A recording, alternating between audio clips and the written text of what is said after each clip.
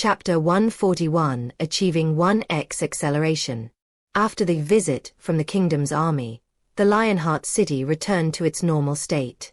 Since no dispute between the king and the Silver Tyrant appeared, many thought they both reached some kind of conclusion in secret. Or Silver Tyrant simply yielded to the king, or it might be the other way around. Nevertheless, those nobles didn't dare to make any kind of rumors since both parties were strong, especially the king who had influence over the entire kingdom. While Silver Tyrant was still garrisoned in Lionheart City without showing any kind of movement. Those enslaved mercenaries also experienced peace after they were no longer required any minor work, and their duty was just to guard the mansion. The gunsmiths also returned after setting up Jacob's personal workshop in 3 days. However, Jacob never appeared, and all these things were handled by Harrison, his trusted butler. Harrison has also undergone a change in his personality, which had turned from timid to overbearing. He was no longer polite with those mercenaries anymore and acted like a real tyrant's butler. Jacob was sitting cross-legged in a meditative state on an iron platform while his head was completely submerged in water. If one looks at the other half, one will find a dark, deep chasm that is probably over 500 meters deep. At this moment, a faint mist was forming around Jacob and absorbed by Jacob's body. He was already in water meditation status for over 2.5 hours, and the water's oxygen was seeping into Jacob's body without any resistance. However, Jacob's focus was on reaming breathing and his heartbeat. After Jacob started water meditation in his new pool, which was like a deep well now, he no longer experienced any lack of oxygen, and his heartbeat increased steadily. However, Jacob didn't want to just increase his heartbeat with the help of water meditation. He wanted to control it at will so he could step into 1x acceleration at will without requiring any medium. After practicing day and night for over 3 weeks now, he finally bore results, and he can now increase or decrease his heart rate up to 8 bps without water meditation. However, to decrease it, Jacob needs to sit in a meditative state. He can't decrease it while walking or doing some tasks. Nonetheless, this was still tremendous progress since it would decrease the chances of his heart rate going berserk in an acceleration state. His biggest problem was how to exit from fluid acceleration, so he wouldn't die once it started.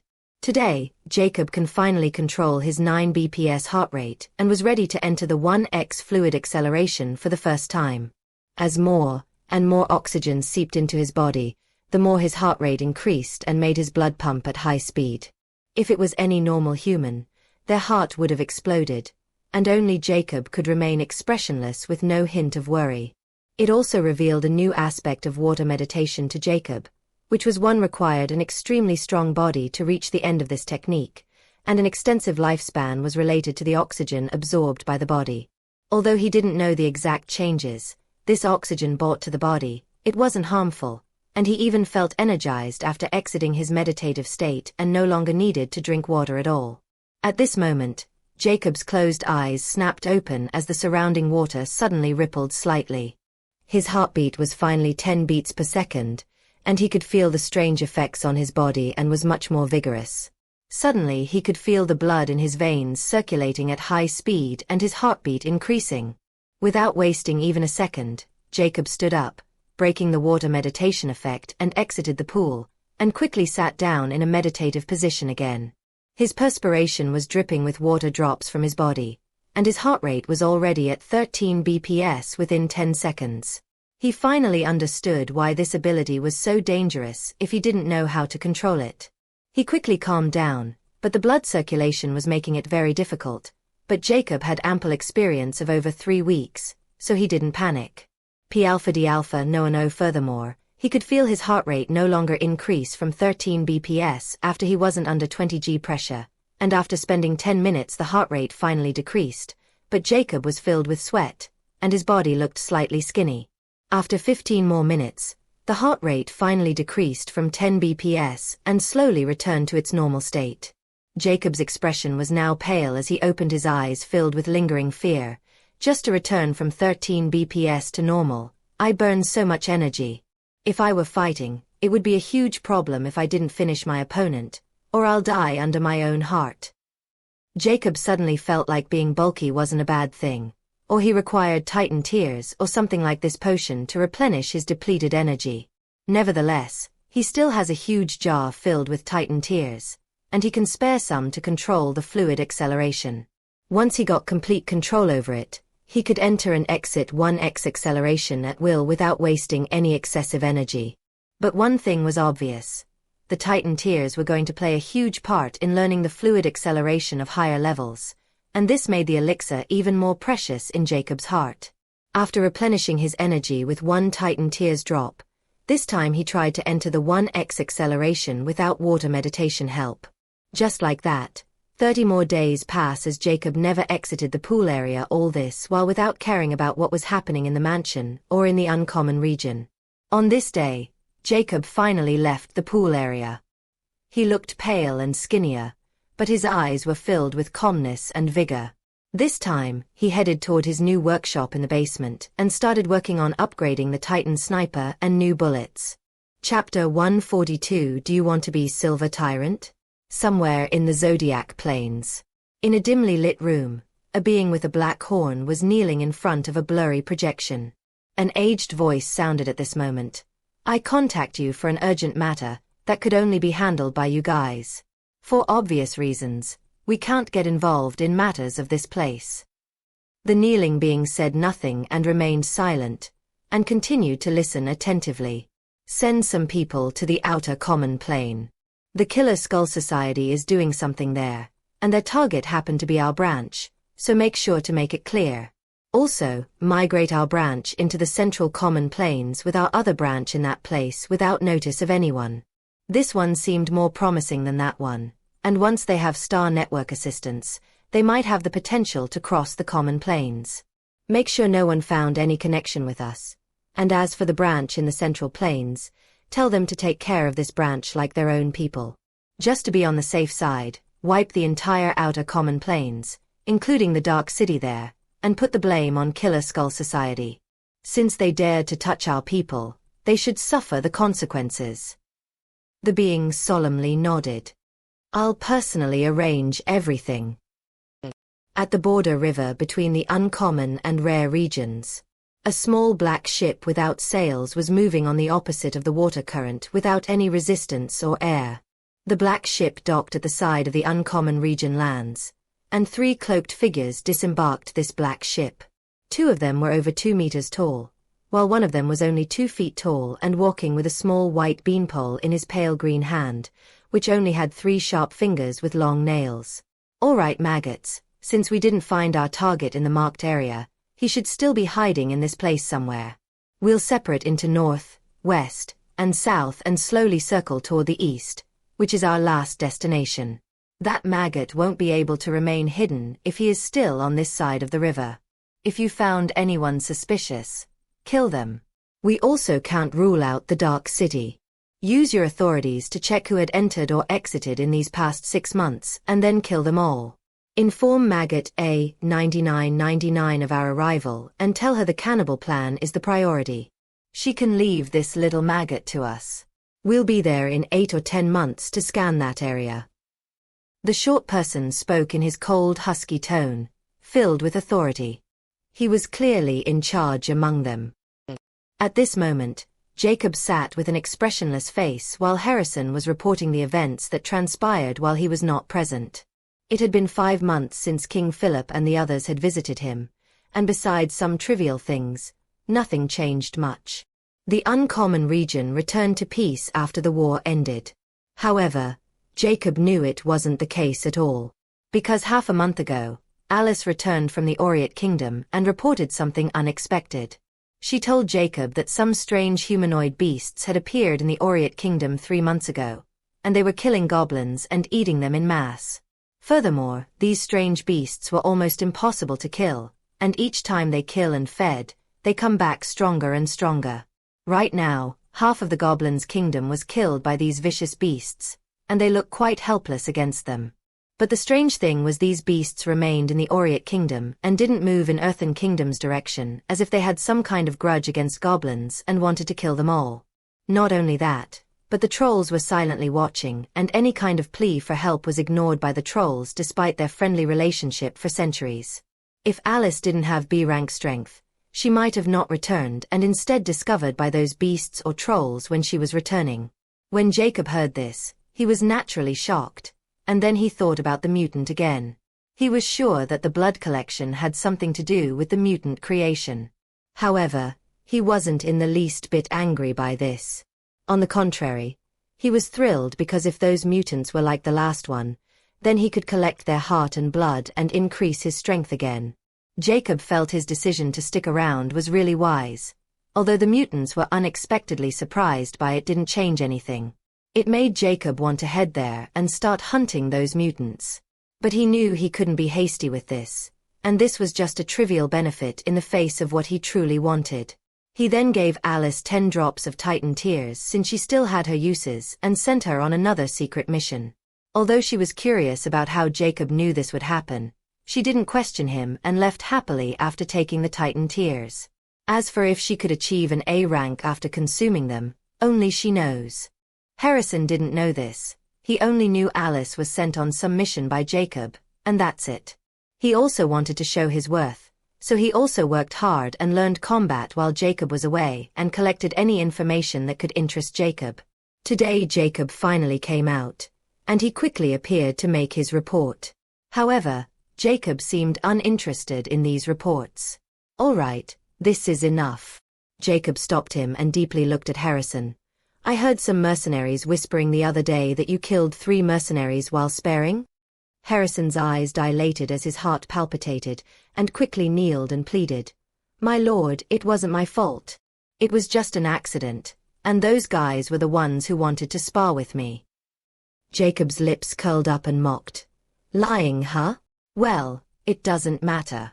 They were expendable, to begin with. Even if you kill them all, it doesn't matter to me. We can always get more. I just want to know how much are you confident in winning against other B-rank mercenaries?" Harrison felt cold sweat forming on his forehead when Jacob saw through his lies but didn't seem to care, which gave him some comfort. He quickly replied with extreme confidence, "I can crush them now, my lord. Just give your words." Jacob nodded and coolly stated, "Good, send that second vice leader of Tiger's Den in. I want to have words with him. You go prepared, we're leaving tonight on a mission, and I required your assistance. If you did well, you'll get more black liquid as a reward." Harrison was startled for a moment before his eyes shimmered with ecstasy. He quickly thanked Jacob for giving him a chance to prove himself and left to fetch Shooter, the second in command of the Tiger's Den. Jacob didn't have to wait long before a skinny middle-aged man with fear in his eyes entered the room, and Harrison left afterward to prepare for the mission. Jacob looked at the skinny man, who seemed to have suffered torturous beatings from his appearance. He said, "Do you want freedom?" Shooter's listless eyes quickly showed a hint of light as he finally looked at Jacob, who had this faint smile on his face, but he whiffled his head and fell to his knees. I'm very happy as I am. Thank you for your generous offer, my lord." He didn't dare to say yes. He thought it was Jacob's trick to see if he still had any thoughts of rebellion. Furthermore, he had been the target of Harrison's beating for a few days, and he finally felt the mining was far easier than sparing with Harrison, who was sadistic and liked to torture them. They all thought it was Jacob who commanded Harrison to teach them a lesson in his place. Jacob looked at the trembling Shooter with no expression and coolly stated, "I'm going to leave this mansion tonight, and I won't be coming back, so you guys will naturally be freed. However, I want you to pretend to be me for 2 years. You can do anything under the name of Silver Tyrant, but for 2 years, you can't abandon this identity. What do you think?" Shooter was again staggered when he heard this and couldn't help but asked in a quavering voice, "Why?" Jacob chuckled. "My goal was never to live here forever, and when the time was right, I would have left, just like now. But my sudden disappearance might not be a good thing. So, I want someone to take over my identity as the Silver Tyrant. Since Harrison is leaving with me, you are the only person with enough power and ability to handle those mercenaries, and they won't reject you either. As long as you play well, you can forever be the Silver Tyrant, living comfortably here with all those beauties and even collecting inducement from nobles who wanted to have a close relationship with Silver Tyrant." Jacob looked at the dazed shooter and temptingly asked again. So, do you want to be Silver Tyrant? Chapter 143 Jacob's Scheme. A few days later. In the Earthen Kingdom, deep within the Forbidden Forest, black smoke could be seen rising from a newly built stone building. Within this building was sitting Skull No. A 10,000 inside a room watching a couple of hob trolls operating different equipment. He shifted his eyes and looked at the stone table. There was a 10-liter glass jar more than half filled with pitch-black liquid. His eyes shimmered with a hint of uncertainty. This Titan Tears elixir really had a miraculous effect on those mutants, and with half a liter, it could help them reach common Tier 8. According to A9999's observation, if the quantity of this would double, they could even reach common Tier 9. This is the effect of just the basic common grade Titan Tears. There is still the intermediate common grade Titan Tears formula, which required intermediate grade Titan iron and other auxiliary materials. That elixir might be enough to make a common Tier 9 species a peak common Tier 12 species. If that bastard Faceless Ancient really had an advanced version of this elixir, it might be enough to help someone break into rare rank. Greed surfaced in his eyes just thinking about it. The effect of Titan Tears was no longer a secret among the upper echelon of the Killer Skull Society. While Skull No. A. 10,000 A. 9999 also found the miraculous effect of Titan Tears when used on those mutants. That's why the Society informed them to keep a tight lid on the matter, especially until they found that Faceless Ancient and confirmed if he really had higher-level Titan Tears formula in his possession or not. Nevertheless, the cannibal plan was far more important, and to make sure nothing goes wrong within this period, the Society first cleaned the uncommon region from any more variables like the Faceless Ancient. Only then they would widen their search toward other lands of common plains. If even after then, they couldn't find the Faceless Ancient, then it meant that guy was far more capable than they thought and probably fled their detection. However, at that time, even if Faceless Ancient alerted someone about their movement in this place, they would have already achieved their goal before anyone would take it seriously. After all, this place was a barren area, and no one cared much about it as long as it didn't affect them directly. 10,000 watch a small pile of Titan iron being processed into Titan Tears and smile. This is the last pile of Titan iron present in this place, and this much Titan Tear is enough for the remaining first-generation cannibal to reach their peak and capability of reproduction. Afterwards, I just have to pay a visit to the rare region and make intermediate common grade Titan Tears. It would make the progress faster, and we'll leave this place before anyone found out what we were doing. Boom! Right at this moment, the closed door of the building blasted apart by a powerful force, startling everyone present. Who? A 10,000's expression fell and growled in rage. Who dares to barge in, and what are those thralls doing outside, fucking each other? At this moment, a figure appeared extremely fast wearing a long black jacket with a hood, and started killing the trolls with a single punch by blasting their heads into bits. The moment A. 10,000 saw this figure and the outfit, his expression changed. When the hooded figure looked toward his direction, a 10,000's eyes dilated, and his heart trembled when he saw that faceless black mask that had left a ghastly impression on him recently. Faceless Ancient. He's here for revenge. This abrupt thought surfaced in his mind, and without hesitation, he picked up the glass jar and ran toward the rear exit, and blasted the door with his body. He was completely appalled by Faceless Ancient appearing here suddenly, and from his appearance, it didn't seem he was here for a friendly visit. Moreover, a 9999 wasn't here to protect him either, so he had no choice but to run in the direction of the mines and hope those trolls could keep that guy occupied until he was deep within the mine's maze. Those troll guards were already charging toward the building with bloodshot eyes to deal with this unexpected intruder, and 10,000 knew it was the only chance of survival. Afterward, he just has to wait for a 9999 arrival and then call for those senior members sent by the society. Just wait, once those three arrive, I'll skin you alive. He mumbled maliciously. Is that so? However, a nonchalant voice filled with ridicule made a 10,000's heart palpitate because it was a very familiar voice. Right at this moment, before a 10,000 could react, a powerful fist struck behind his head, and which was akin to a sledgehammer, He felt a piercing pain before everything turned into darkness. P alpha D alpha no one. Oh, the jar of Titan tears also fell from his hand, but before it could land on the ground, a hand grabbed it. I'll take this gift. The jar suddenly vanished from this person's hand. This attacker was naturally Jacob in his usual black outfit and his faceless black mask.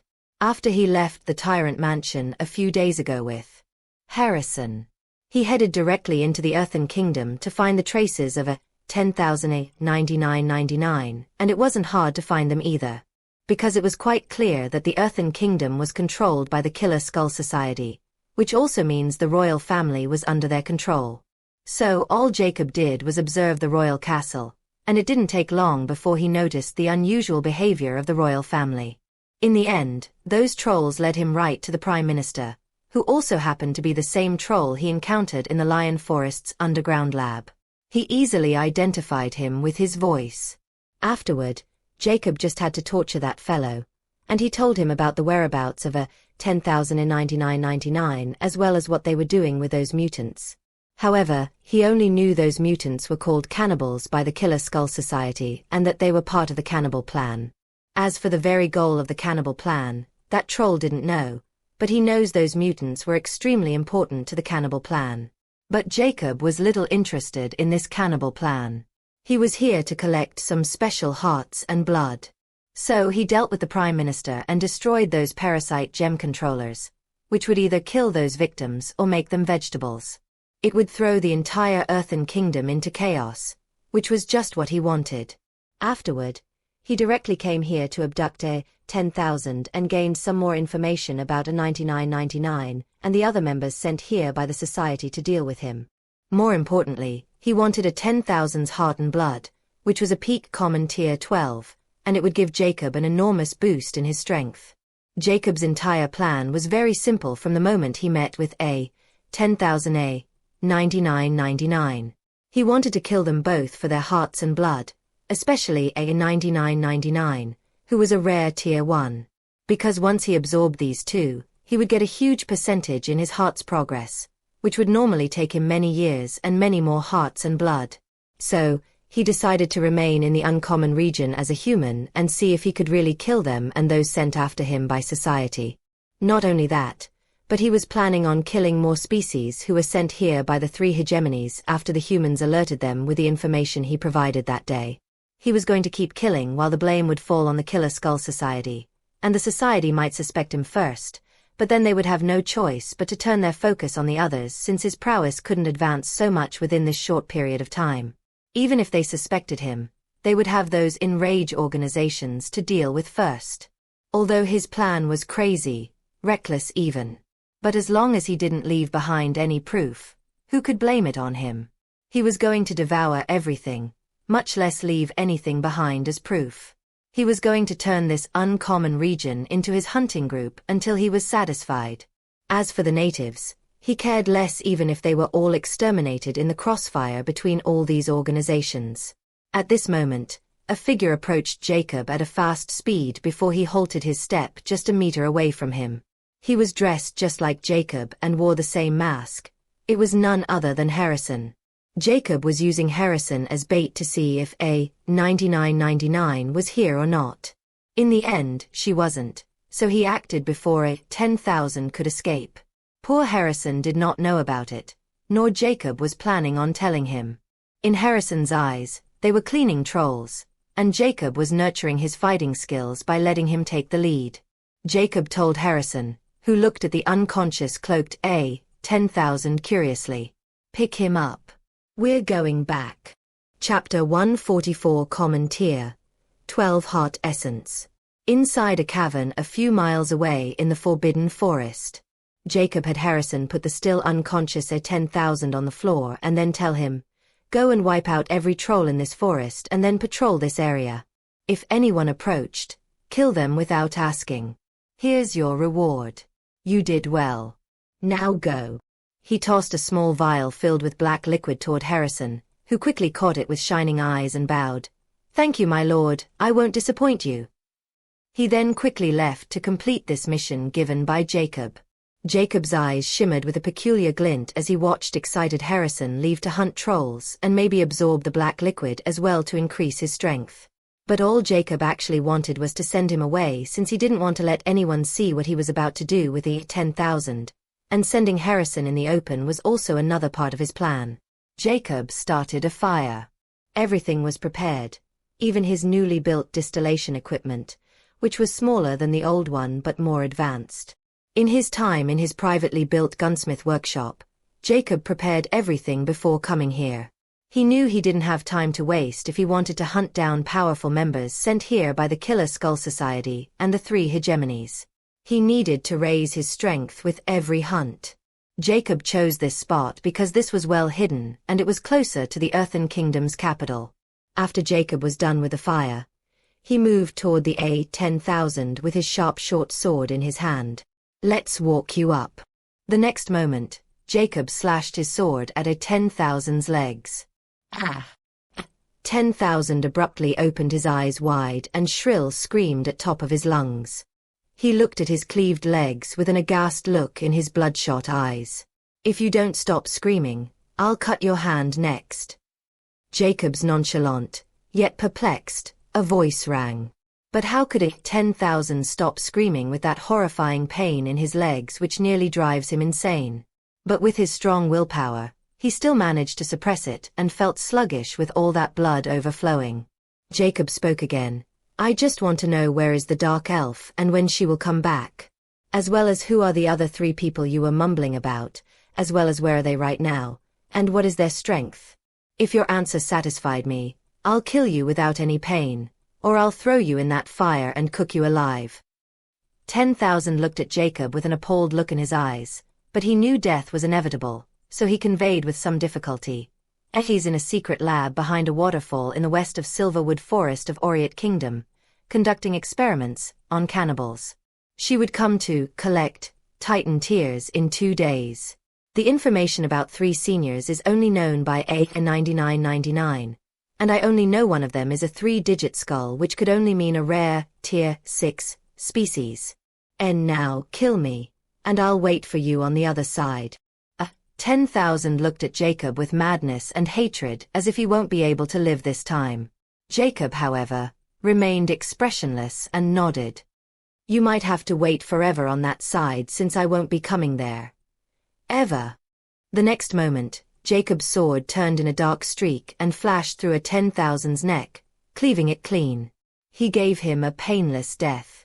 When a 10,000's head rolled on the ground, the mask on his face fell, and a lion-like face with slightly human features appeared. Lion head orc indeed. Jacob remembered the appearance of this species since he won't get anything out of them in the future. Without delay, he cut open a 10,000's chest, and pulled out his heart, and then started the distillation process. He knew his time was short and needed to raise his power before hunting A9999 down. Because it would still take some time before she noticed the situation in the Earthen Kingdom and came looking for what happened. He won't completely believe the time frame of 2 days A10,000 given him. He then skinned a 10,000's body, and he decided to keep his skin to make a vest since it was sturdier than his tiger's bull hide. Soon, gutted a 10,000 was skewered on top of the fire, and it would be ready for eating with the heart essence. Jacob smiled contentedly when he saw both high-tier meat and heart essence getting ready, and he felt his decision of staying was indeed right. Cursed immortality. The last time he summoned Immortica was when he inquired about 10,000 A9,999 species and ranks. The moment it appeared, he saw a string of "haha," and instantly felt perplexed. Jacob ignored its delirious laugh and asked, "How much percentage will this common tier 12 will give me and then rare tier 1? Jacob wanted to be ready in case the percentage was much greater than his Titan tier's supply. Right now, with his own jar and the jar he got from a 10,000, he had over 8 thought drops of Titan tears, which were enough to sustain all the way up to 100%. Because last time, at the 50% completion rate, 1 drop of Titan tear quenched his hunger by 1%. If at 60% it took 2 drops at 1% or even 3 drops at 1%, And if he added the meat of corresponding quality, then achieving a 100% heart process without any hitch should be possible. Immortality replied, "Ha ha ha. And here I thought you would run away from this golden opportunity, but you didn't disappoint me at all. So, as a reward, I'll tell you, this lion head orc will add approximately 16% or 19% to your current progress rate. This will take you 68% or directly to 70%. Then, if you hunt that dark elf, she should be able to give you over 20% progress rate. But as a fair warning, if you inject a rare species heart essence, the heart essence of common tier species will no longer have any effect on you. This means you will have to complete the reaming percentage with another rare tier species. But I guess it didn't matter anymore since more prey had arrived. Ha ha ha ha." Jacob's eyes shimmered with glee when he read this, and can't help but state, "What if I absorb the mutant's heart essence first, and then the dark elf's will it affect the percentage of her heart essence? The effect of her heart essence will decrease by 5% every time you cross a 10% limit. Furthermore, if those mutants were created with the same method and genes, simply put, if those mutants were created with let's suppose humans and hob trolls, then after you absorbed one of their heart essences, the other mutants with the same gene structure won't work on you anymore. But if these clowns created mutants with unique combinations, then they might work. Besides, after you absorb this lion head orc's heart essence, the effect of common tier 9 or below will only give you 3 or 4% maximum. So, I suggest not wasting more time and stop being a worrywart. After you reach a 90% completion rate, your strength should be around rare, tier 4 or 5, and if you add 9x fluid acceleration in the mix, you can crush a rare tier 9 like crushing an ant." Jacob's eyes narrowed when he read this, and won't help but think about what Immortality just suggested seriously. But the problem was he wasn't confident in controlling even 3x acceleration, much less 9x. His limit was 2x. Well, I'll think of it after I reached 90%. I would get enough information from the Dark Elf, and if I can really hunt someone from that group, I won't hesitate. This way, I could leave much sooner without risking my life, Jacob mused. This new revelation opened more paths in front of Jacob, and he discovered he didn't even need to sow discord anymore. Nevertheless, he still didn't know what kind of step arrived after he completed the second level of Cursed Heart Emergence, so it was better to be on guard. After a few hours, the heart essence was complete, and the meat was cooked. Without further delay, Jacob injected the warm heart essence of a common tier 12 species. The moment the heart essence simmered in his heart, the heart rate suddenly started to increase, and he felt his blood turn scorching hot. Within seconds, Jacob was already on the verge of entering 1x acceleration. He quickly tried to meditate to calm his nerves, which was extremely painful and difficult. But he knew better than anyone that if he didn't take control, it would be extremely dangerous if his heart rate kept rising without any restraint. However, he had underestimated a common tier 12 species heart essence, and he entered the 1x acceleration in 5 minutes, and his heart rate was still climbing. Chapter 145 Enemy Alert. Although entering the 1x acceleration brought Jacob danger, it also unexpectedly hastened the process of the heart essence's absorption. It brought Jacob pain, but he could feel the power coursing through his body with every passing second. The 1 centimeter infinity curse marked within Jacob's heart suddenly stirred and started expanding little by little. This process hastened, even more, when Jacob entered the 2x acceleration after 10 minutes of endurance. However, Jacob could feel the process was almost over and was completely focused on calming his heart rate. The cursed mark also finally stopped when it expanded 1 inch from 1 centimeter, and the blurry pattern within the infinity symbol also became apparent despite their blurry state. They were 2 symbols, O and X. Jacob also felt a strange energy released within his bloodstream from his heart, and without any effort, his heart rate suddenly dropped until it returned to its normal state and harmonious. What just happened? Jacob opened his eyes in bewilderment as he looked at the cursed immortality which was still hovering in front of him. There were still over 10 minutes until his daily limit of summoning reached its end. He opened the progress page. Second level. Turn immortal mark into cursed mark. Completion. 70.01%. So, I do cross two limits at once again. Jacob was delighted as that strange energy was still coursing through his body, making him feel like he was in a hot spring. At this moment, the writing in the book changed, which was clearly Immortaka's doing. You should wolf that potion while you still had the chance. Hey. Jacob's eyes dilated and didn't hesitate. He took out the jar he got from a 10,000 and drank 2 mouthfuls of Titan tears. Although he didn't know why Immortaka had written those words, he didn't dare to ignore it. Because he knew this delirious book would never lie. Just as the Titan tears entered his body, Jacob felt his skin stiffening before he looked at his hands. He was shocked when he saw them visibly getting skinnier until his skin was tightly wrapped around his bonds and nerves. It was like there weren't any meats in his body. He finally understood what Immortaka meant by that warning. It was a side effect of fluid acceleration and hunger of 70%. Jacob just burned a huge amount of energy, so it was only normal for his body to burn his muscles for that energy, and if he didn't react in time, he might have fallen unconscious because of exhaustion. Simply put, he could have died if he didn't consume the Titan tears to appease the burden on his body. Sometimes, I wonder if you're supposed to lead me to immortality or sudden death. Jacob's hoarse voice sound filled with indignant. Ha ha ha ha. I told you the way to immortality isn't easy as you think it is. You can die when you think you're the safest. It's just a matter of simple omission. Jacob didn't refute and close the annoying book, but deep down, he was still feeling grateful since Immortaka just saved him. But he won't say it unless he wanted to make it more annoying. Because of the Titan tears, his energy was 10% replenished while hunger was also gone by 5%. But he started feeling dizzy and quickly gulped down 2 more mouths full of Titan tears before he moved toward the cooked 10,000. Although Jacob now looked like skin and bones, if he unleashed his prowess, he was 10 times stronger than half an hour ago. Jacob starts eating without any restraint. He was so immersed in it that he unknowingly started crunching a common tier 12 species bones like it was a cracker. The strangest thing was Jacob found it quite flavorful, and no longer cared about bones or meat and ate everything without spitting out anything like a savage. As he eats, his body quickly absorbs the nutrition, and he finally regains some meat over his bones. In the end, his hunger was 65% decreased while he was still skinny and needed more common tier 12 meat to regain his masculine physique.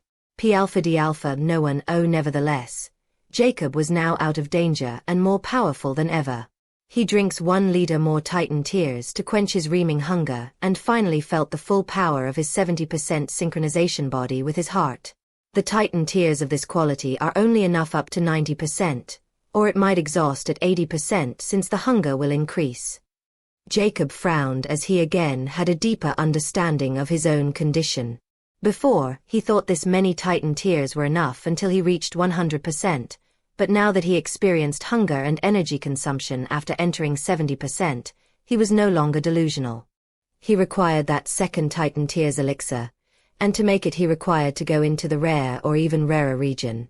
Well, if I killed the Dark Elf and those 3 other members sent here by Killer Skull Society, I might enter 100% without any problem. Jacob's eyes shimmered with dark light. He then closed his eyes to rest for a while because his next target was 9999. However, Jacob did not know that the moment he killed 10,000 a signal was emitted from his brain, and within 24 hours, the Killer Skull Society was alerted, and another emergency meeting was called out. As a result, inside a spacious stone room, many pieces of lab equipment were placed neatly while there were 3 glass cells filled with green liquid, and inside those cells were 3 gray humanoid monsters, slumbering. On a side, a curvaceous figure with long black hair was standing while holding a book and pen in front of another gray monster on a metal stretcher. But the difference was this humanoid monster's entire torso skin was removed, and its organs were visible in front of this figure. At this moment, the silver wristband on her wrist suddenly vibrates, breaking her focus. Her beautiful crimson eyes narrowed before she pressed on that silver wristband. The calm expression on her breathtaking, beautiful ebony face suddenly crumbled as her eyes dilated when she read the message on her star watch. Skull no. 10,000 had been killed, and the culprit might be the mysterious faceless ancient. Stop doing everything and rendezvous with Skull and O. A 995's team and get rid of the variable as soon as possible. Failure won't be acceptable. This was the entire content of the message. A 9999's eyes shimmered with killing intent as her red lips curled into a strange smile. So, you still didn't leave, huh? Although I don't know what your end goal is by coming back and daring to hinder our plan, you won't survive this time though. Somewhere in the rainy mountain ranges, a 995 was walking with his small beanpole in his hand while holding an active scanner in his other hand. Yet, at this moment, his black star watch suddenly vibrates. He was startled for a moment before he opened the message. It was the same message as a 9999. He coldly sneered. That maggot is courting death. He tapped the white beanpole in his hand in anger at the group, and the next moment a slight earthquake jolted the area around a 995 and blasted some trees close to him into smithereens. Jacob did not know that he had been discovered by the Killer Skull Society, and currently, all 4 members present in the Uncommon region were coming toward the Earthen Kingdom to find him. Today, he left the cavern and found Harrison, who was a few hundred meters away from his location. Harrison had already gotten rid of every troll in the Forbidden Forest, and as per Jacob's order, he was keeping an eye out for intruders, so no one would disturb Jacob. After getting more black liquid, Harrison was even more confident and wanted to earn more black liquid, so he was doing his duty sincerely. When Jacob appeared while holding a 3-meter-long bag, he felt Jacob was somewhat slimmer than the last time he saw him, but doesn't question him, neither he asks what Jacob did with that troll. Jacob looked at Harrison, whose build was just like the past him, and said, "Let's go back to the mines. I acquired the information from that troll, that the secret agent who wanted to harm humanity will come in a day or two. So, I want you to confront that agent. But I'm warning you, his strength might be A rank. Are you ready to go into the last phase of your training? If you last 5 minutes against that agent, it'll prove your abilities, and I'll give you enough black liquid to enter A rank. As for danger, you don't have to worry about it since I'll be watching your back." Jacob confidently declared like a teacher to his student. Harrison's eyes glowed with resolution when he listened to this. He was moved by Jacob's care. He finally understands Jacob was nurturing him as his personal student and teaching him the way of a hero. Harrison thumped his chest with extreme confidence. "I'll do as my lord command and get rid of the vile villain." Chapter 146 Who Trapped Who? 1. On the periphery of the Earthen Kingdom. Inside a small cave, 4 capped figures were gathering here, 3 tall and 1 short, spotting himself with a beanpole. "So, according to your scout, that maggot is still in this Forbidden Forests facility close to the Titan iron mines?" A 995 sharply questioned. "Yes, I have made a parasite slave and have him scout the capital city of the Earthen Kingdom and the Forbidden Forest to see the conditions there. I didn't dare to go myself, since it might alert the enemy if he was still there." Anyhow, the scout brought back grave news. Not only the killer of a 10,000 rendered the entire royal family cripple and left the kingdom in chaos. It's clear he isn't aware that we already knew about his presence. So, he was probably planning to draw me in with this chaos. I think a 10,000 might have revealed that I'll come back in a few days to pick up Titan tears so he could escape torture. My scout had spotted him close to the mine setting up some traps, so I'm sure of it, he wanted to kill me as well. A 9999 respectfully replied. Her arrogance was nothing in front of this small person, and she even feared him. A 995 sneered coldly. What an arrogant maggot. It seemed he might have contacted his superiors, and they wanted him to hinder our plan until they sent someone else as a backup. Or he's just a greedy native and here for more Titan tears so he could increase his strength to a higher level. Or there's also a possibility he wanted to capture you to gain our attention and then negotiate with us his freedom. There are other possibilities, but whichever his motive is, we'll just have to capture him to find about it. Since he wanted to reel you in his trap, let's use this trap to reel him into our trap instead. He probably won't have the technology of our caliber, and we're already prepared, so there's no need to be afraid of this bumpkin maggot. Let's start at dawn and capture ourselves a maggot. A 995 declared. Yes. The three of them replied in unison. At dawn. Harrison, dressing as Jacob, was sitting calmly a few meters away from the bloody building where he massacred trolls 3 days ago. Jacob had told him to wait here like this without any fear of any bullets or ambush until the agent arrived and he had a match with him. However, he had also set up many traps around to weaken his opponent by Jacob's order yesterday. He was extremely confident in dealing with the agent now and then winning himself a ticket to a rank. After tasting the power, his previous belief crumbled, replacing new beliefs which were simple. Power is equal to rule. He started longing for more power, and that's why he was willing to do anything to gain it. Right now, he knew he could only gain power by following Jacob, and after following him to the Earthen Kingdom, he discovered Jacob was quite noble, despite his tyrannical image. He had crushed the noble family of trolls, which was the biggest threat to humanity, and then this lab, which was also a threat to humanity, and now he was going to kill the mastermind behind the war. Although Harrison admires Jacob's nobility, he doesn't agree with Jacob's method because he does it for free, and without anyone knowing it. He didn't know why Jacob didn't want to tell everyone that he has gotten rid of such a huge threat alone, but he doesn't dare to ask because he didn't want to give Jacob the impression that he had changed from the past and now harbor ambition. He was afraid Jacob would stop nurturing him and won't pass on his secret to that dark liquid to him. Jacob was extremely strong, so overpowering him for that black liquid was akin to court death. So, he decided to act just as Jacob wanted and win him over. The more Harrison becomes obedient, the more thing Jacob gave him. Just like that green liquid that can quench his hunger and thirst, it was miraculous. So, he acted more submissively. He also believed that Jacob wouldn't let him die after nurturing him to this stage. At this moment, Harrison snapped out of his thoughts when his ears picked up faint footsteps quickly approaching him. His hearing also increased after he entered the B rank, so he instantly became alert. 500 meters away from Harrison's position, on a large 3, a figure sat wearing a hood. In front of him was a 3 meters long heavy sniper rifle, completely black, resting on its stands on a thick tree branch. Just the barrel of this rifle was alone 2 meters long, and a long scope was on top of it. The person was calmly looking through the scope toward Harrison and all the clear mining areas.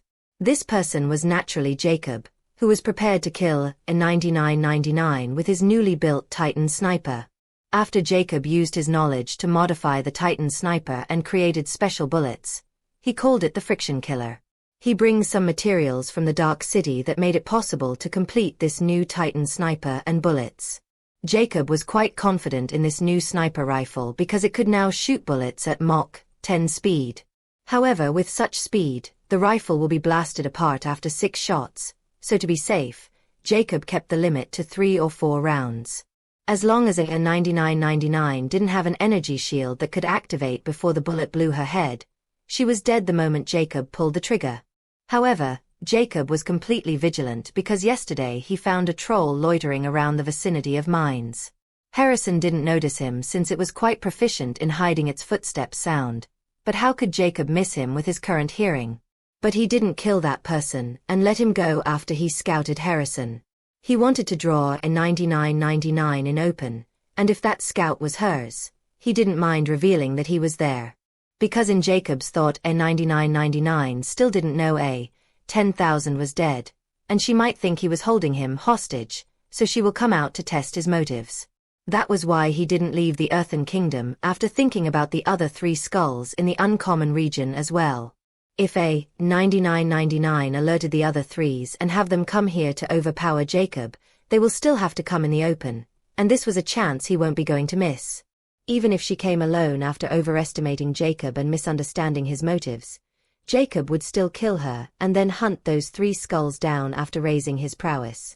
In any case, Jacob mused, he didn't have to do much if he played his cards well and used Harrison as a perfect bait. That guy had no idea what he was getting into, and he was completely blinded by benefits, and took Jacob for a kind, noble person, while the reality was completely different. Jacob had long known about Harrison's change in nature at the Tyrant Mansion. He also sensed Harrison's ambition increasing, but Jacob doesn't stop him at all, and even encourages it and then manipulates the old guy with his own ambition. From the start, Jacob was growing Harrison into a perfect bait that would be hard to not get noticed by a big fish. If that scout was sent by the Dark Elf, he had notified her that Harrison was setting up traps when he saw him, so she would be even more confident in approaching him while thinking she was completely prepared. Jacob's lips curled into an astute smile as he heard faint footsteps from his position. She's deliberately making her footsteps loud enough to be noticed by me. She came prepared. How could someone like a 9999 make the rookie mistake of not hiding her footsteps? Jacob knew if he wanted, Harrison won't even notice him before he slit his throat, so he guessed a 9999 really wanted to have a negotiation with him, or she was bait sent by the other three. Whatever the case was, Jacob wanted a 9999 heart and blood. At this moment, a capped figure appeared within the woods as it moved slowly toward Harrison, who had already stood up as his eyes shone with confidence. This capped figure stopped 50 meters away from Harrison since the trap field was ahead. A 9999's jeering yet coquettish voice sounded.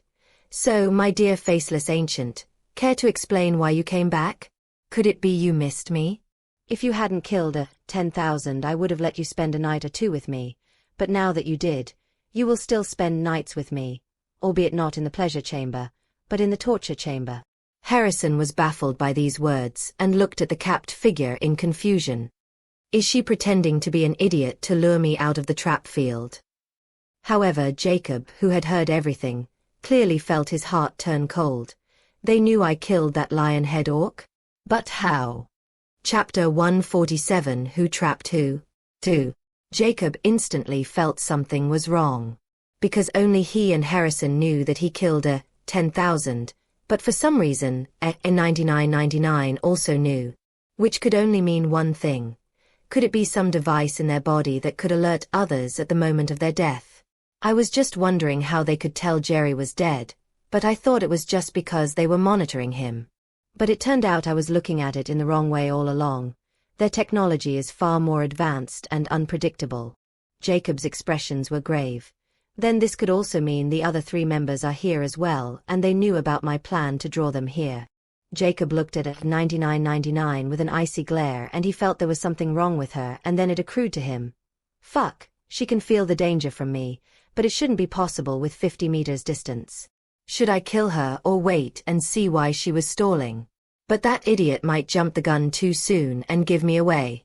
I have a chance to kill her now.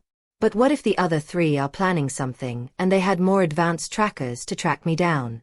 The moment I kill her, I won't get the chance to retrieve her body before the other threes will charge in this direction. One of them might already be somewhere here already.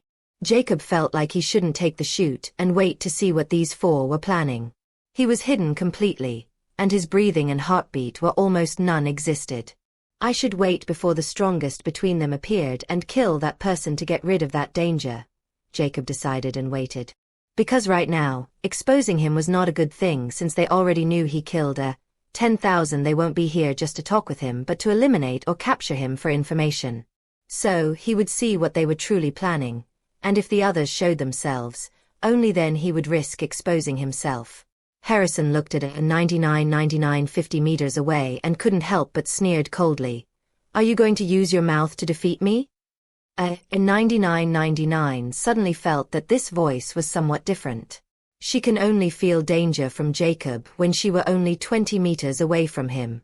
Right now, she can't tell if this is the real person or not. However, when she looked at the mask and stature, she thought it was indeed Jacob. She would never forget his physical appearance, and that person also seemed to be quite confident and gave an air of arrogance, which means he couldn't be an impersonator. He was extremely confident in his prowess. Why am I even worried? I just have to capture him to see if he is real, or not, and if he is indeed an imposter, then the real one will be here somewhere, lying in ambush. If he thinks he can trick me with these traps, then he's already dead.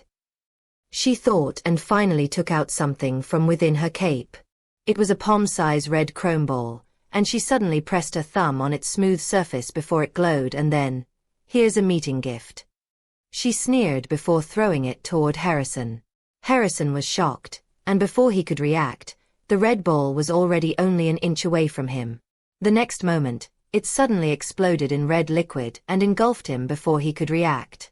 The red liquid completely wrapped around Harrison like rubber, and then before he knew it, he had turned into a red mannequin, and he struggled to come out of this rubber substance. A 99.99 eyes narrowed as she mumbled, "It was too easy."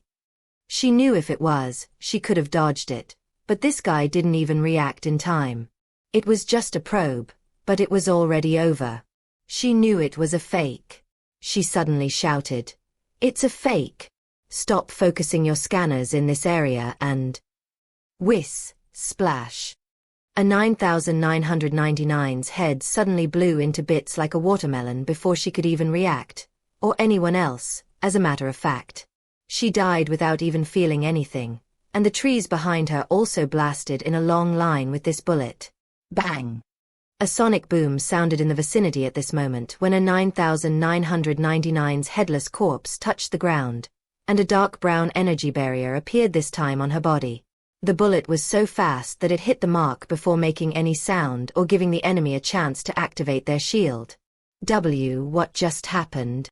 A cloaked figure 200 meters away from a 9999's corpse holding a scanner mumbled in bewilderment, without even realizing it.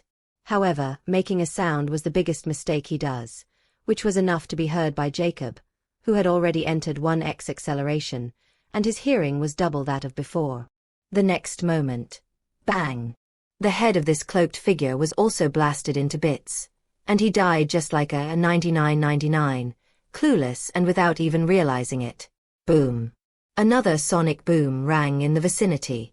Jacob loaded another bullet, which was 1 foot in size. Its bullet head was black and only 3 inches long, while the shell was white and 9 inches in size. He was completely focused while holding his breath, and his acceleration was still at 1x. The moment he saw Harrison getting trapped in that strange red liquid, he knew it was impossible to draw others, and they will know Harrison was a fake. He never thought even a bait would have to be on the same level as the prey. Nevertheless, he decided to act and took the shot at a 9999 without hesitating anymore because dealing with 3 was much better than 4. He also activated his 1x acceleration, increasing his hearing sense. He knew the other 3 will make some kind of mistake after a 9999's uncanny death. And he was right. Her death was so shocking that one of them even uttered words that were enough to give Jacob his location, and he took the shot. To not get affected by the sound, Jacob had prepared special noise-canceling earbuds, and before the sound was made, he would put them in his ears or he would harm himself with this ear-piercing sound wave. 2 more. Jacob's heart was beating wildly, and he entered 2x stage at this moment, and his hearing raised again.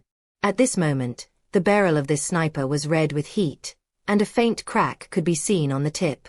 Nevertheless, Jacob didn't care, and at this moment, a tiny sound entered Jacob's ears of some dry leaves getting crushed in the 300-meter southwest direction. The other party was clearly much calmer and trying to escape the vicinity while moving within the shades of trees so he won't get hit by a bullet. However, Jacob was prepared for this and pointed his rifle in the escapee's direction. After making sure about the direction, he pulled the trigger before 2 dark earbuds appeared in his ears. The bullet blasted some trees in its way and then landed on a shadow that just stepped in the bullet's direction and shattered the dark brown barrier like glass before piercing through his spine and blasting apart his stomach. Boom! Jacob saw the cracks in the barrier and the sniper's body appearing, but he loaded another bullet without caring about it. Only a single person left.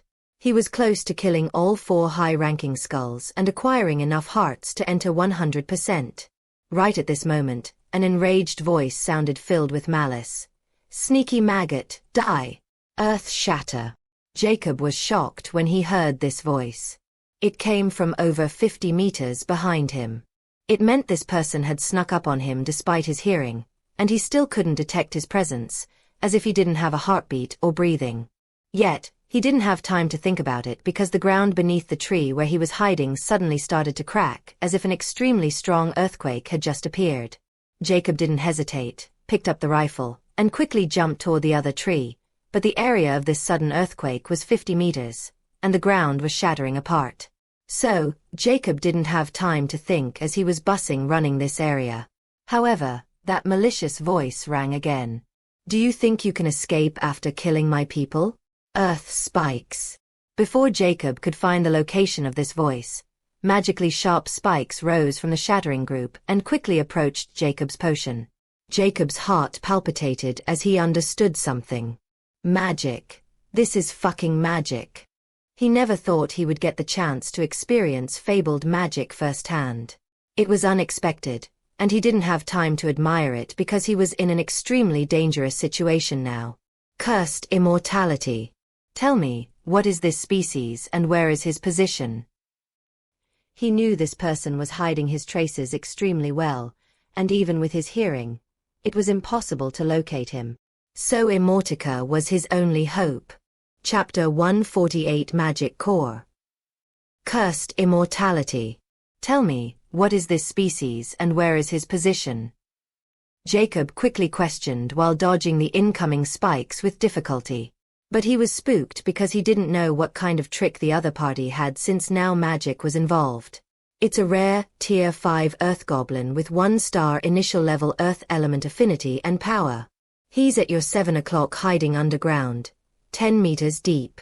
You have hit a jackpot if you could acquire its heart. Ha ha ha ha. Jacob ignored the last line and pointed his rifle when Immortality pointed and pulled the trigger. How? A panicked voice sounded when Jacob pointed his gun in the same direction, and before he could react, the bullet was already fired. Jacob felt the entire Titan sniper boiling, and without even thinking, he threw it away. Boom! With the gunshot sound, the sniper rifle also blasted apart, and Jacob was naturally within the blasting range as well, but he threw it before it was blasted, so he only suffered with shockwave and some metal debris piercing his skin, which wasn't a big deal. But he also lost his balance and was sent flying and landed between trees.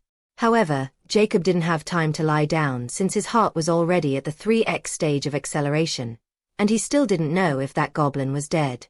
But when he saw the ground stop shaking, and no more spikes came out, he sighed in relief but made sure he looked toward Immortality.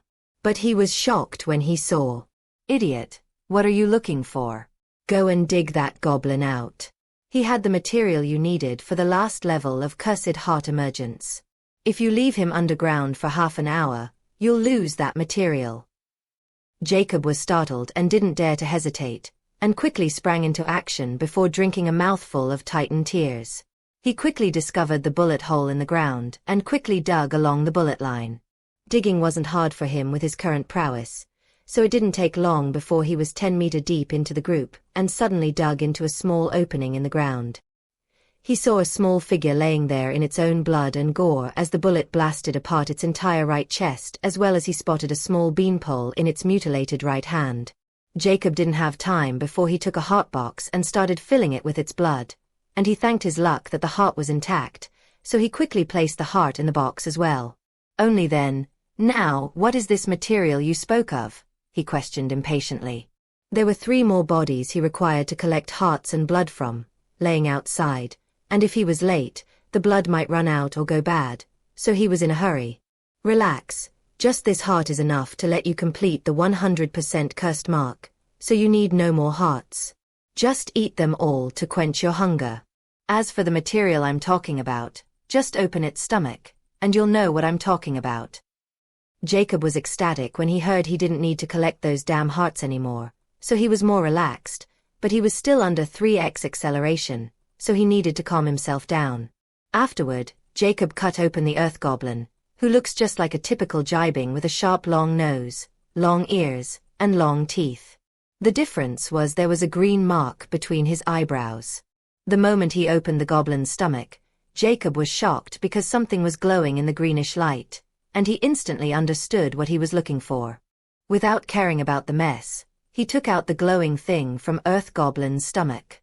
It was connected with a strange green membrane, but the moment Jacob touched it, the membrane burst like a bubble, and a 2 inches shining green stone appeared in Jacob's bloody hand. "What is this?" Jacob was astonished as he looked at the shining stone, which was smooth and warm to the touch. It's a 1-star initial earth element core, or you can call it a magic core. Once you complete the cursed mark, I'll give a proper explanation of magic and what this core is used for. Just store it in the infinity pendant for now, or it'll evaporate in the air in a few minutes, and you have no place to cry. A magic core? Jacob was shocked and didn't dare to be careless with this thing and store it away. Afterward, Jacob collected the small staff, which was probably a magic wand in his eyes, and stored it away as well. He was going to check it later. He then picked up the goblin's body, which was his nutrition, and headed toward the other 3 to pick up their bodies and equipment as well. When he reached where a 9999 had died, he looked at Harrison, who was probably choked to death in that red liquid and didn't care about him, and picked up a 9999's headless body as well. He quickly collected the other 2 bodies and stored small pieces of equipment in his pendant. From Immortality, he found that the other 2 deceased were a rare tier 2 orc and a rare tier 4 troll. Jacob then left the area, leaving behind the mess for others. He was going back to his man cave to start the distillation and grilling process as soon as possible. After encountering a magic user, he knew just how dangerous they were, and even with his powerful body, it wasn't certain that he could win against them. If not for the newly built Titan Iron, he would have never been able to kill all 4 of them. Especially the Earth Goblin, who only died because of Immortaka's help, and without it, Jacob would be forced to flee. Since it's going to be his last injection, Jacob put all 3 bodies of nutrition on 3 skewers and finally has the time to deal with the 3x acceleration. He had already lost the little bit of meat he had put on the other day and returned to being skinny again. He drank another mouthful of Titian tears before he closed his eyes and starts meditating to calm his heart rate. After half an hour, Jacob finally managed to make his heart rate calm and break the meditation. He looked at Bonnie Limbs and smiled wryly. I still have a long way to go before I will be able to exit 3x acceleration without going into a mediation state. The energy consumption is just too great. After lamenting about his ability, Jacob finally looked at the small pile of equipment he collected from those 4 and moved toward them. There was only 2 intact full-body armor. One was from the troll while one was a female armor from A9999. These armors were made with special materials and were much stronger than anything Jacob had seen in this place. But his friction killer bullets still pierced these armors. The armors worn by Earth Goblin and Orc were proof of it. Nevertheless, these armors were still better than what Jacob currently had, and he could wear the troll's armor under his long jacket. Then there were 2 more of the red liquid explosives he got from a 9999, and there was also a device that was some kind of scanner and radar. She was also carrying a pair of silver guns, which were clearly far more advanced than common plains guns.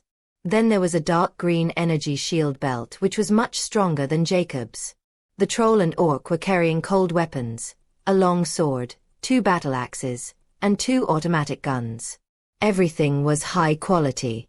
Jacob also found some explosives and flash grenades.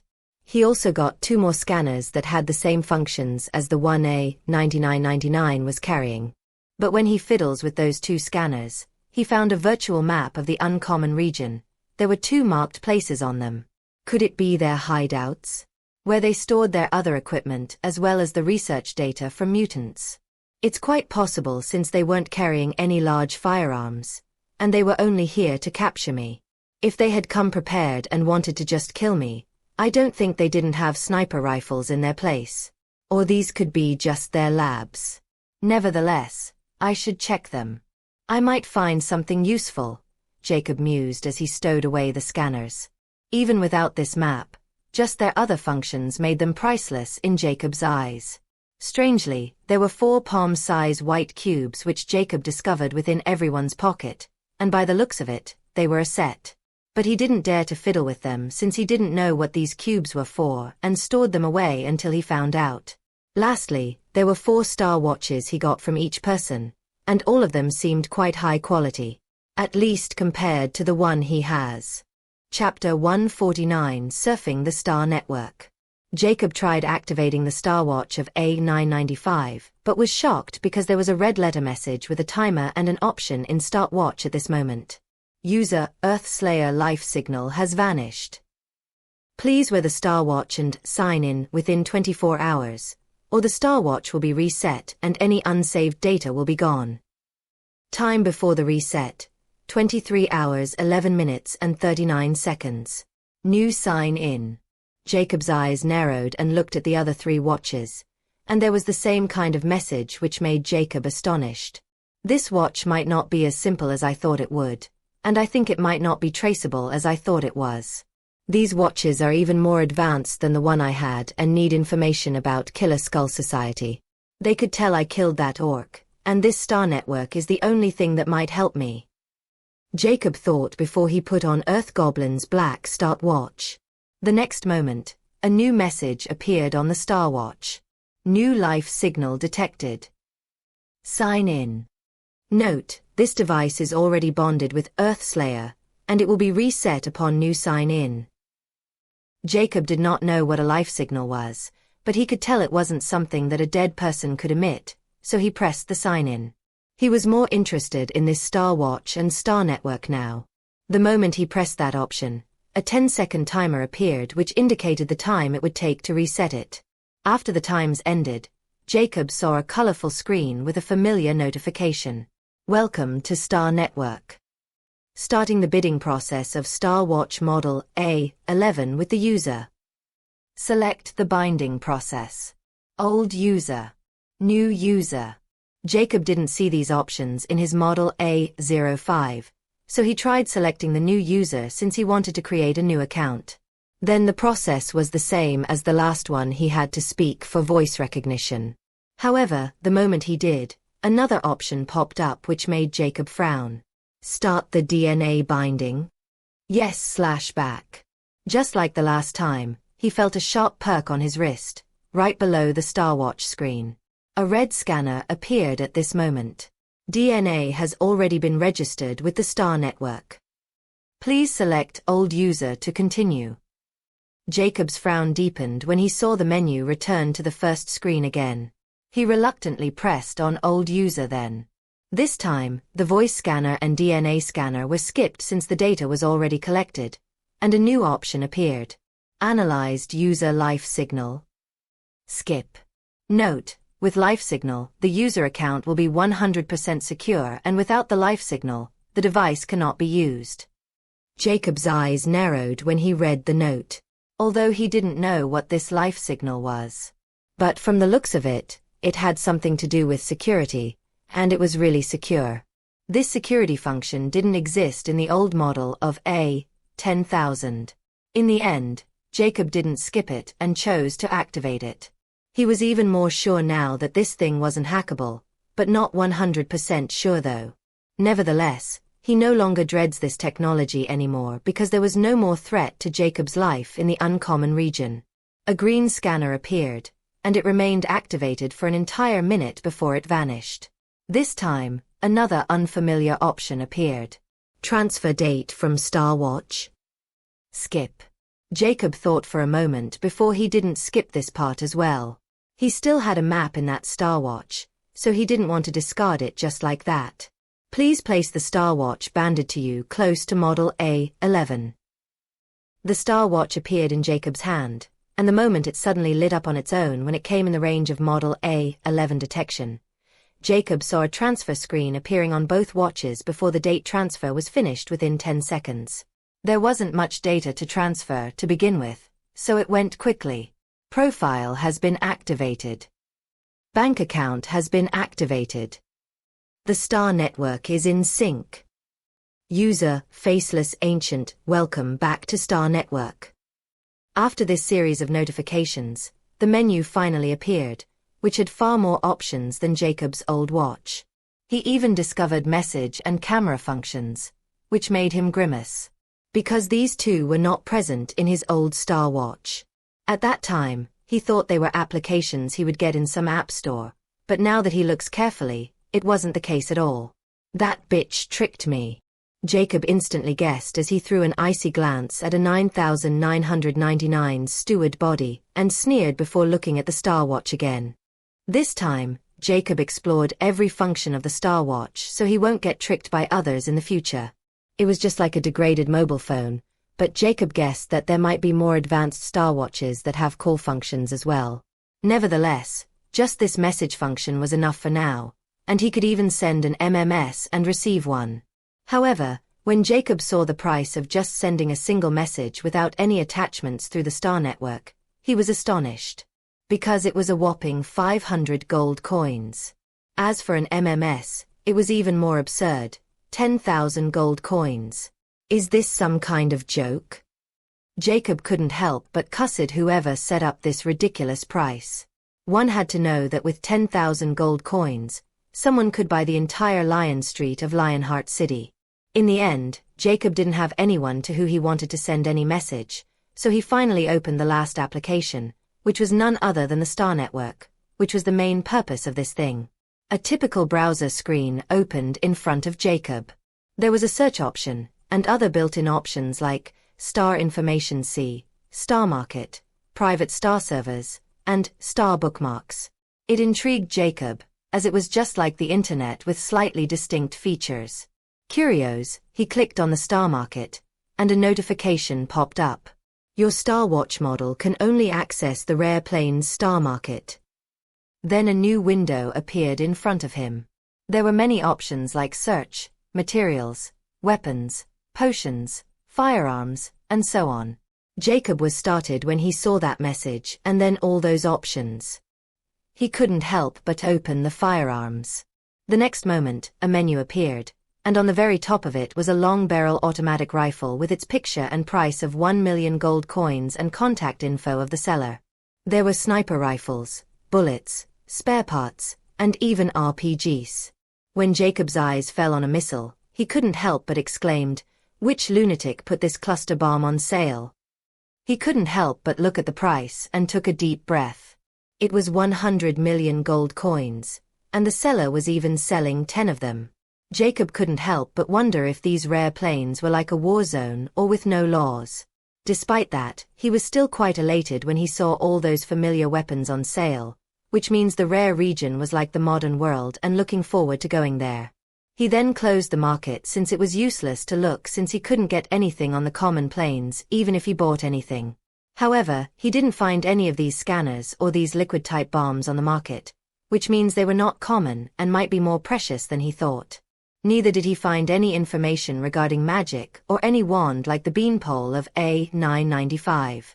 Then Jacob opened this Star Information C, which gave him the same notification that the information he could gain was only at the level of the rare plane here, not higher. A panel appeared with only the search engine Star Information C, nothing else. Jacob then tried typing, Killer Skull Society. He was most curious about them since he came into contact with it the most, and was his enemy at the moment. When the result came, many files appeared regarding the Killer Skull Society, and these files had different price tags, ranging from 1 gold coin to millions. Jacob frowned when he saw so many files and wasn't sure if this organization was really secretive or not, since so many people have information about them. But most of it might be just random bullshit. There was even an option to create his own information file and then release it in the Star Information C like a blog. He even has the option to release it for free or for money as much as he wanted. Jacob instantly felt this site was a scam, but he still kept looking for something which might be useful in this pile of shit. Then Jacob noticed a particular file that was free and posted by a person called the Society Killer. Chapter 150 Important Grace 34. This file's name was Kill Skulls Without Consequences, which was quite interesting in Jacob's eyes. He clicked on this file, and since it was free, it got downloaded right away. After he opened it, there were only 2 pages. On the first page was a strange introduction. It wrote, "If you're interested in killing skulls for the greater good of the world, please kill with caution and as many as you can. I'm the biggest hunter of the Killer Skull Society. If you have anything on them, please share.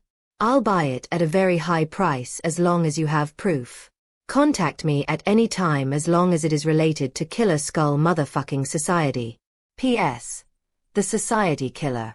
As for on the second page, it wrote, although I know killing the skulls is doing good and getting rid of evil, this will also put a target on your head if you killed a high-level skull with a brain chip inside his head. Remembered the Motherfucking Society always plants a special brain chip into the head of their important pawns and any member with C-rank skull or higher rank officers. These brain chips are specially designed to remain activated by brainwaves, and the moment these brainwaves vanished, these brain chips will automatically be melted into the brain without leaving a trace. These brain chips also have another function. They all serve as restraints that will keep the members of society in check, and monitor their brainwaves all the time and stop them from revealing any core information to outsiders. The moment they speak something that is considered forbidden in the brain chip's data module, which can alter or update at any time from the main data frame, the brain chip will explode within the brain and kill the traitor in the process. This process can be done remotely as well. Nevertheless, it will also send a signal toward their main data frame, which will alert the society in 24 hours about the member's death. They can even tell if the death was caused by a brain chip self-destruct or by melting after the brainwaves were gone. Even if someone digs out the brain chip, it would still self-destruct, and they know. Jacob had a deep frown when he read to this point. So, this is the reason why they always know about the death of their members. But who is this person who has such a deep understanding of Killer Skull Society? Even though he wasn't sure about how much information was true, but he was quite convinced that this brain chip might be true. He read the reaming part. After going through so much trouble and experiment, I could finally find a solution to stop these brain chips' death signals. Yes. I finally got it, you motherfuckers. If anyone is reading this and a motherfucker skull, then wash your neck because that motherfucking society won't be able to avenge you anymore. More ironic that you can do nothing about it at all, despite wanting to chop me into a million pieces. If you have guts, then I dare you to remove this file from the Star Network and come find me, you motherfuckers. Jacob couldn't help but smile wryly and continue to read. Ahem, sorry I got emotional just now, and that previous words were not meant for you, my fellow society hunter. So, note it carefully, the method to stop the brain chip death is to use aluminum foil to seal the head of a skull within half an hour of his death, and then buried it at least 10 meters underground. And I can guarantee that the Skull Society would never know the skull was dead unless they look for him purposely. If you have a better method, please share. The price is negotiable. P.S. The Society Killer. Jacob closed the file and shook his head. This is the most primitive method to block an electromagnetic wave. If this brain chip only emits an electromagnetic wave after someone's death, then I can make an anti-electromagnetic field jammer and destroy the electromagnetic wave entirely, Jacob thought. Nevertheless, this information was still helpful since it revealed the nature of the brain chips to him. Furthermore, since he no longer has any need to hunt for hearts, he wasn't planning on antagonizing the Killer Skull Society anymore. After injecting this heart essence, he'll leave this place for good, and what happened next had nothing to do with him. Afterward, Jacob searched for maps, and he found many detailed maps of rare planes, even some specific maps that have safe passages between common and rare planes. In the end, Jacob bought 2 maps, spending 50,000 gold coins. He also searched for some more detailed information about rare planes and spent another 50,000 on many different books, which include beasts of rare planes, terrains, flora and fauna, power hierarchy, and some more important knowledge. Jacob understood that this star network would be more useful than he thought. But he was shocked when he tried searching for Zodiac Plains or Zodiac Plains map, because nothing appeared, and he won't be going to believe that no one had ever tried to search for it before. Star Network was like the internet, and it was probably essential to advanced civilization like the rare planes, so this information might be far more classified and above the level of the rare planes altogether. In the end, Jacob didn't dwell on this matter since it was out of his scope and check other options of the star networks.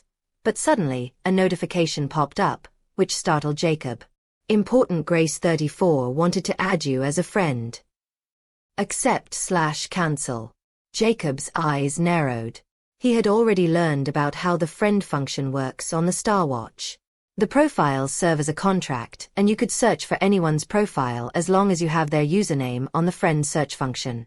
This function wasn't present in the A10000's watch, so Jacob's profile didn't have an add friend option either. However, after he upgraded the Star Watch, this function and the sent message function appeared on Jacob's profile, so now anyone could add him as their contact or send him a message. Furthermore, the friends could send messages and MMS at a 50% discount, which was an unusual aspect. Nevertheless, Jacob knew his contact, Faceless Ancient, was quite unique, and few people were free enough to search for it as well. So, the only people who would be interested in him and know about this name were the Killer Skull Society. It's only been less than 2 hours since I killed those 4. Could it be their brain chips are high level, and the society already received the reports of their uncanny death and then suspect me? Jacob mused. Suddenly, another notification popped up before he could decide what to do with this sudden friend request. Important Grace 34 has sent you a message. Jacob opened it without hesitation. Since it was just a message, he could see the contents without alerting the other party. As for replying afterward, it solely depended on him. The message was brief. Important Grace 34, if you don't want to be forever hunted by society, then hand over the research data, and we'll consider letting your insolence slide this time. Jacob's lips curled into a wintry smile. It seemed they knew, and now whatever this research data is, it is quite important to them.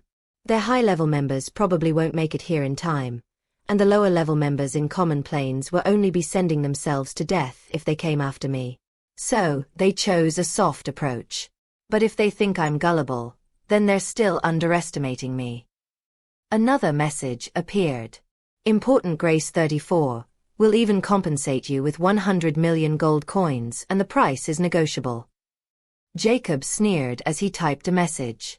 Faceless Ancient, I don't know what you're talking about, and who the fuck are you? Somewhere far away from common planes. Bastard. He's still pretending to be not to know me. Do you think I'm a fool? An enraged holler filled with hatred and frustration rang in the room. The sound of teeth grinding together could be heard as a masked person stood with a hologram display above his covered wrist.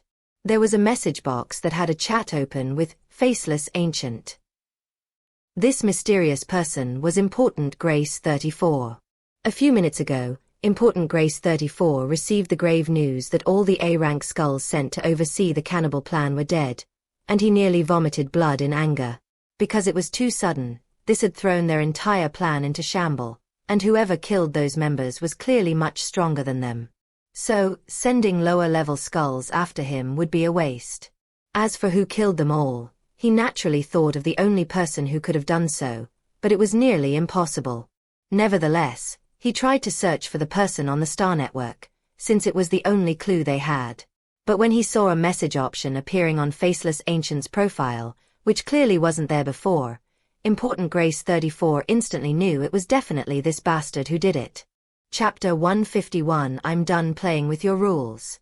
Jacob looked at the swamp of incoming messages from Important Grace 34 as if that guy had gone bonkers in anger by losing those skulls. There were all kinds of offers to make him give up the research data. They were even willing to let him join their ranks, which Jacob would never agree to because he didn't want any kind of chip inside his brain, and neither he would trust his enemy. So in the end, Jacob muted the annoying prick since the block option wasn't present, and then tried to store the Star Watch inside his pendant to see if that reset message will appear or not. Because anything stored in the Infinity Pendant will remain as it is when the time it was stowed, like time stops, whether it was living or non-living. And just as suspected, no reset message appeared. Neither he got any more messages from Important Grace 34. He mused that it was probably because the Star Network couldn't detect the Star Watch and connection with it, nor the Star Watch. So, as long as it was stowed in the Infinity Pendant, no one will be able to trace him even if this watch was traceable. Furthermore, he could summon it on his wrist directly, and it appeared as it was when it was stowed away. After doing some more tests, he stowed away the other Star Watches because they were freaking expensive. When he tried to see their prices, he discovered that this model A11 wasn't even on sale. He could only find a model A09 which considers the latest model in rare planes with a price tag of 500 million gold coins, and it did not have a camera function. So, Jacob knew if he put these star watches on sale, then he could instantly become a billionaire. After he was done with the matter of Star Watch and the loot, it was time to start the final injection. Jacob looked at the warm injection in his hand, which was filled with the heart essence of an earth goblin. What irony. I started the injection process with a fucking goblin, and now I'm ending it with another goblin. I wonder if the goblin race is my lucky charm or if I'm just their nemesis of sorts. Jacob ridiculed himself with a bitter smile before his expression turned stern. This is definitely going to hurt, and I might enter over 5x acceleration while crossing the 30% altogether. I know I should have done it in steps, but any rare heart will give me at least 20%, so adding another 10 won't make much difference. Let's cross this last hurdle, and get 100 years of youthful life and move on. After giving himself a pep talk, Jacob placed Titan Tears jars in front of him just in case he needed energy, and then took a deep break before his hand moved with the metal syringe. The next moment, the metal syringe was completely pierced into his heart, and warm heart essence started to submerge within his heart. Thereupon, Jacob waited for the pain to come, but to his surprise, he felt only a warm, strange energy coursing through his body. He knew this energy appeared right at the end of his last injection. Although he was glad that the pain didn't come, he didn't let his guard down since it might be just the calm before the storm. As time passed, more and more of this energy started to simmer in Jacob's body little by little before it completely filled every part with him, and the whole process lasted for 2 hours. Yet, Jacob did not know about it as he was calm and didn't lose himself in this wonderful feeling. But the moment his body was completely brimming with this strange energy, his heart rate suddenly sped up, and that energy started to gather into his heart, or more accurately, it was getting absorbed by it.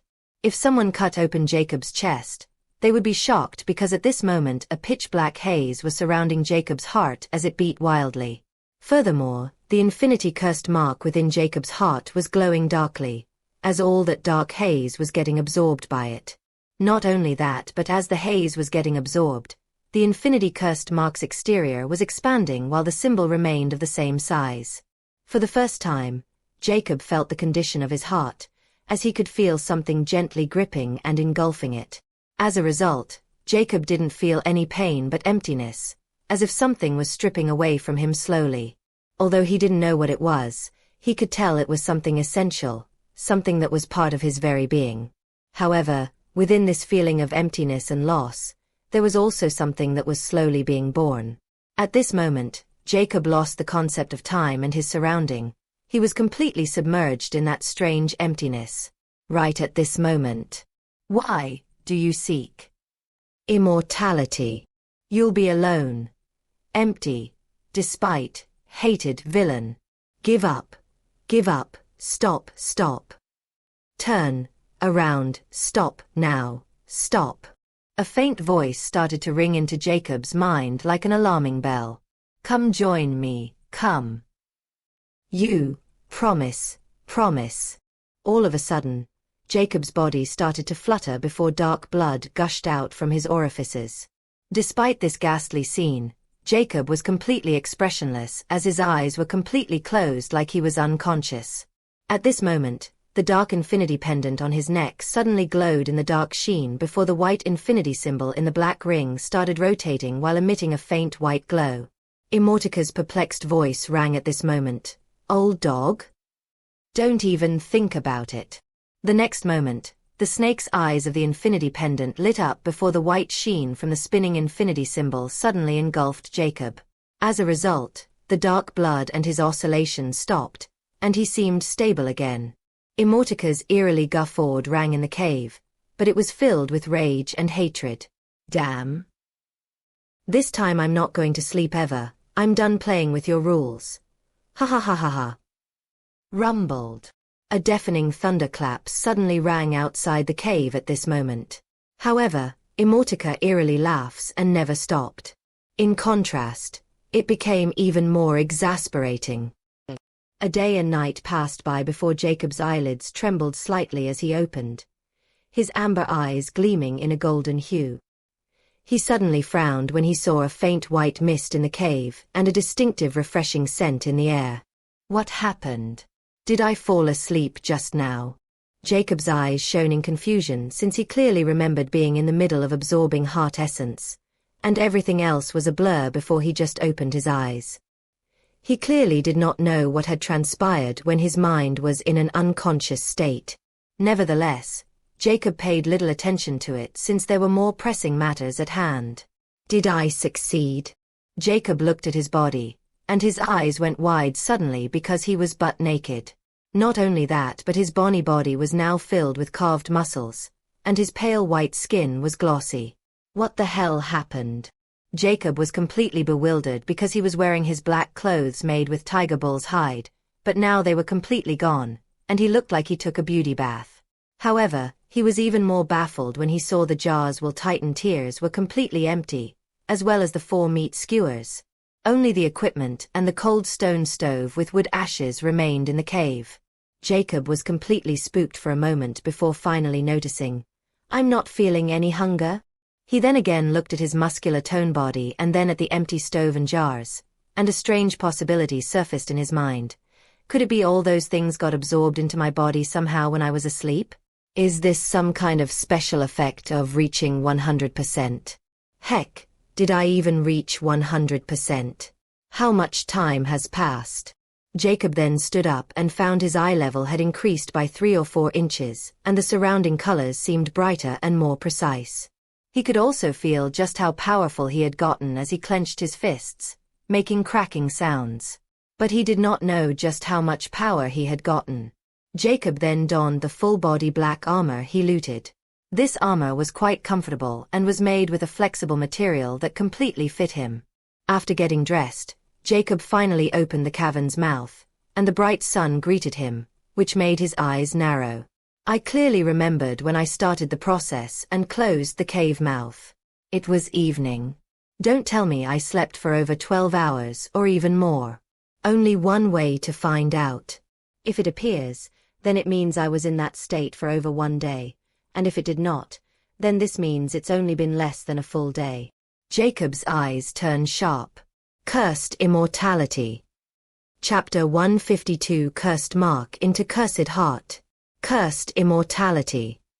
The next moment, Cursed Immortality appeared, hovering in the air like usual. Jacob's eyes squinted. So, it's really been over a day. I should be more careful in the future. If I fell into that state again and someone tried to sneak up on me, I would be completely at others' mercy. The next moment, anticipation shone in Jacob's eyes, and he moved to the main page. He wanted to see for himself if he really crossed the 100% despite having the answer. Cursed Immortality. Cursed Immortal Physique. 9 phases. Current phase. First phase. First phase. Body transformation. Stages of body transformation. 3. First stage. Cursed heart emergence. Current stage. Second stage. Compete first stage. Third stage. Compete second stage. Inheritor. Jacob Steve. Current phase. First. Body transformation. First stage progress. 75%. Lifespan. 183 years. 100 youthful years. Jacob's eyes contracted when he saw the newly emerged lifespan section on the page, which could only mean one thing. He completed the second level of Cursed Heart Emergence and gained 100 years. But the other 83 years surprised him. I might be my actual lifespan. It was the only explanation that came to Jacob's mind at the moment. He was ecstatic nevertheless and felt like all that killing and trouble was worth it. He then turned the page to see the details about the last level. First phase of body transformation. Cursed heart emergence. First stage. Cursed heart emergence. 3 levels. First level. Formation of immortal mark inside the modify heart. Complete. Second level. Turn immortal mark into cursed mark. Complete. Third level. Cursed mark into cursed heart. Description: 1. Collect 4 primary elements: fire, water, earth, wind. Element cores: magic core, from 1 star to 9 star. Fire, 0 out of 9. Water, 0 out of 9. Earth, 1 out of 9. Wind, 0 out of 9. Description: 2. After collecting all 36 element core, create the following ritual array formation. Description: 3. Sat in the middle of this ritual array formation. Completion of this stage will cause agelessness of heart. Understand. Jacob's eyes went wide when he saw the last level details, especially about the collection of 34 different element cores, which by no means was going to be easy.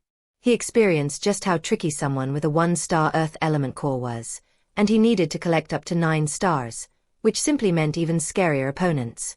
As for the second description, there was a diagram given below, which was quite detailed, and he just needed to arrange those 34 element cores according to this diagram, and the last was even simpler.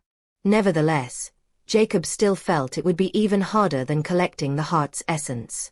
As for the strange reward, he could only guess what an agelessness of heart could mean. For more answers, he finally turned the last page and asked the book itself, "First, tell me what happened to those bodies and Titan tears." Jacob still hasn't forgotten about the mysterious absorption of those bodies and Titian tears, so he could only ask someone who might know. However, he was destined to be disappointed. That's all you're doing, and it's not related to the scripture, so I can't answer anything about it. And here I thought you would be happy after gaining 100 years in your life cycle, but you're grumpy as ever. Jacob frowned not because of the antics of Immortality but because of its ambiguous reply. Even though it said it couldn't tell him, it still mentioned that it was his doing, which meant no mysterious power or Immortality interfered. It gave Jacob some insight into the matter, and he decided to scrutinize it. Right now, he had a more pressing matter at hand. However, before he could ask related to the 3rd level, Immortality revealed something startling. "Before you start and then I forgot, let's be done with this matter first, shall we? I have 2 announcements that could be only done by me. First, my summoning time has been increased from half an hour to a full hour. Second, the infinity pendant's 1 cubic meter space has been increased to 10 cubic meters. Jacob was astonished when he read it, and without stopping, he tried to look into the infinity pendant, and just as Immortality said, the small space had really been increased. Nice, right? I told you as long as you keep completing the levels, you'll never be disappointed. Now worship me. Ha ha ha ha. Jacob's excitement was only fleeting, as he could quickly calm down for some reason. He then sneered coldly when he read the last phase. Don't flatter yourself. So now give me a detailed explanation on this 3rd level, especially these star-level element cores and what kind of beings I'm going up against. TSK, still grouchy as before. Alright, I'll tell you, it's not like I had any other choice. First, you need to know what an element is and how it is formed. It's not so complicated, actually. Anything abstract could be called an element, and this is all you need to know for now. There are 4 primary elements: earth, water, fire, and wind, and most of the rare level species could awake one of these 4 elements. Then there are rare elements, like wood, ice, lava, sand, and so on. There are also scarce elements like lightning, light, dark and legendary space, time elements, and so on. An element affinity could be awakened by any being on the rare level, and some species at the peak common level have such potential as well, but they're extremely rare. When these beings awakened their element affinity, they could faintly sense their respective elements in the atmosphere they had an affinity with, and the rarer the element, the harder it was to sense it. And when a being could sense their respective element, this level is the very first step toward the realm of magic. Any element has 3 primary stages: sensing, using, and storing, and whoever masters these primary stages can be called an initial level element user. An initial level element user can only use a tiny amount of their respective element within the atmosphere and store a tiny amount inside their body pores. However, to use that element power, they need quite a time to prepare, so they are basically cannon folds, but they're still geniuses and godly being in the eye of those who couldn't even awake an element, much less master 3 primary stages. That dark elf was such a being, but her bloodline was too thin to even call her a true dark elf, or you won't even have the chance to land that bullet on a true dark elf with dark element affinity. Jacob felt his heart turn cold when he read to this point because it was simply unbelievable that even a Mach 10 speed bullet couldn't hit a real dark elf, according to Immortality.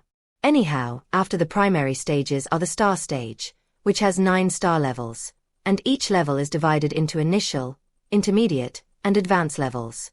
To be called a star level expert, one needs to nurture their ability to store the pure element power into their body, and once they reached a certain level of mastery, an element core formed within the body. This element core will then help one to connect with the surrounding element more easily and store a large amount of pure elemental energy, which then could be used with instant spells like earth spikes, through different element mediums like that beanpole wand. You have to research spells and element mediums yourself. If I start to explain it, the hour is not enough. On to the main topic. As you have already experienced the power of a mere 1-star initial level, you should know that a 1-star advanced level in the same element could have easily sensed that goblin's position at that range and crushed him right there and then. As for 9-star level beings, you can imagine by this that they could sense that goblin underground from a mile away and bury him within. The spell, Earth Spikes, would also have an area of 1 mile, and you might not be able to react before you're dead. To make a star rank simpler, you could put it in this way. The higher the reserve of elemental energy one has, the higher their star levels. It all depends on elemental energy, or the being here called elemental energy, mana. In 9 rare tiers, you could only find up to advanced 3-star level race. There's never been a rare race that had an element core above 3-star. It's virtually impossible. Jacob's eyes were filled with astonishment, and a hint of fear as this otherworldly information was revealed to him. He took a deep breath and grimly asked, "You mean to say I need to hunt species above rare rank, right?" Ha ha ha. Isn't it obvious? Or how would you find the reaming cores while being this ignorant? You needed 1 core of each primary element's star ranks. It didn't matter if it was initial or advanced, but you require all 9 stars elemental cores. The rank above rare rank is Chapter 153 Toward the Hideout. The rank above rare rank is known as extraordinary. Like 12 common tiers and 9 rare tiers, the extraordinary rank also has different tiers. There are 6 extraordinary tiers of extraordinary rank, just like the remaining rank of 4 to 9 stars.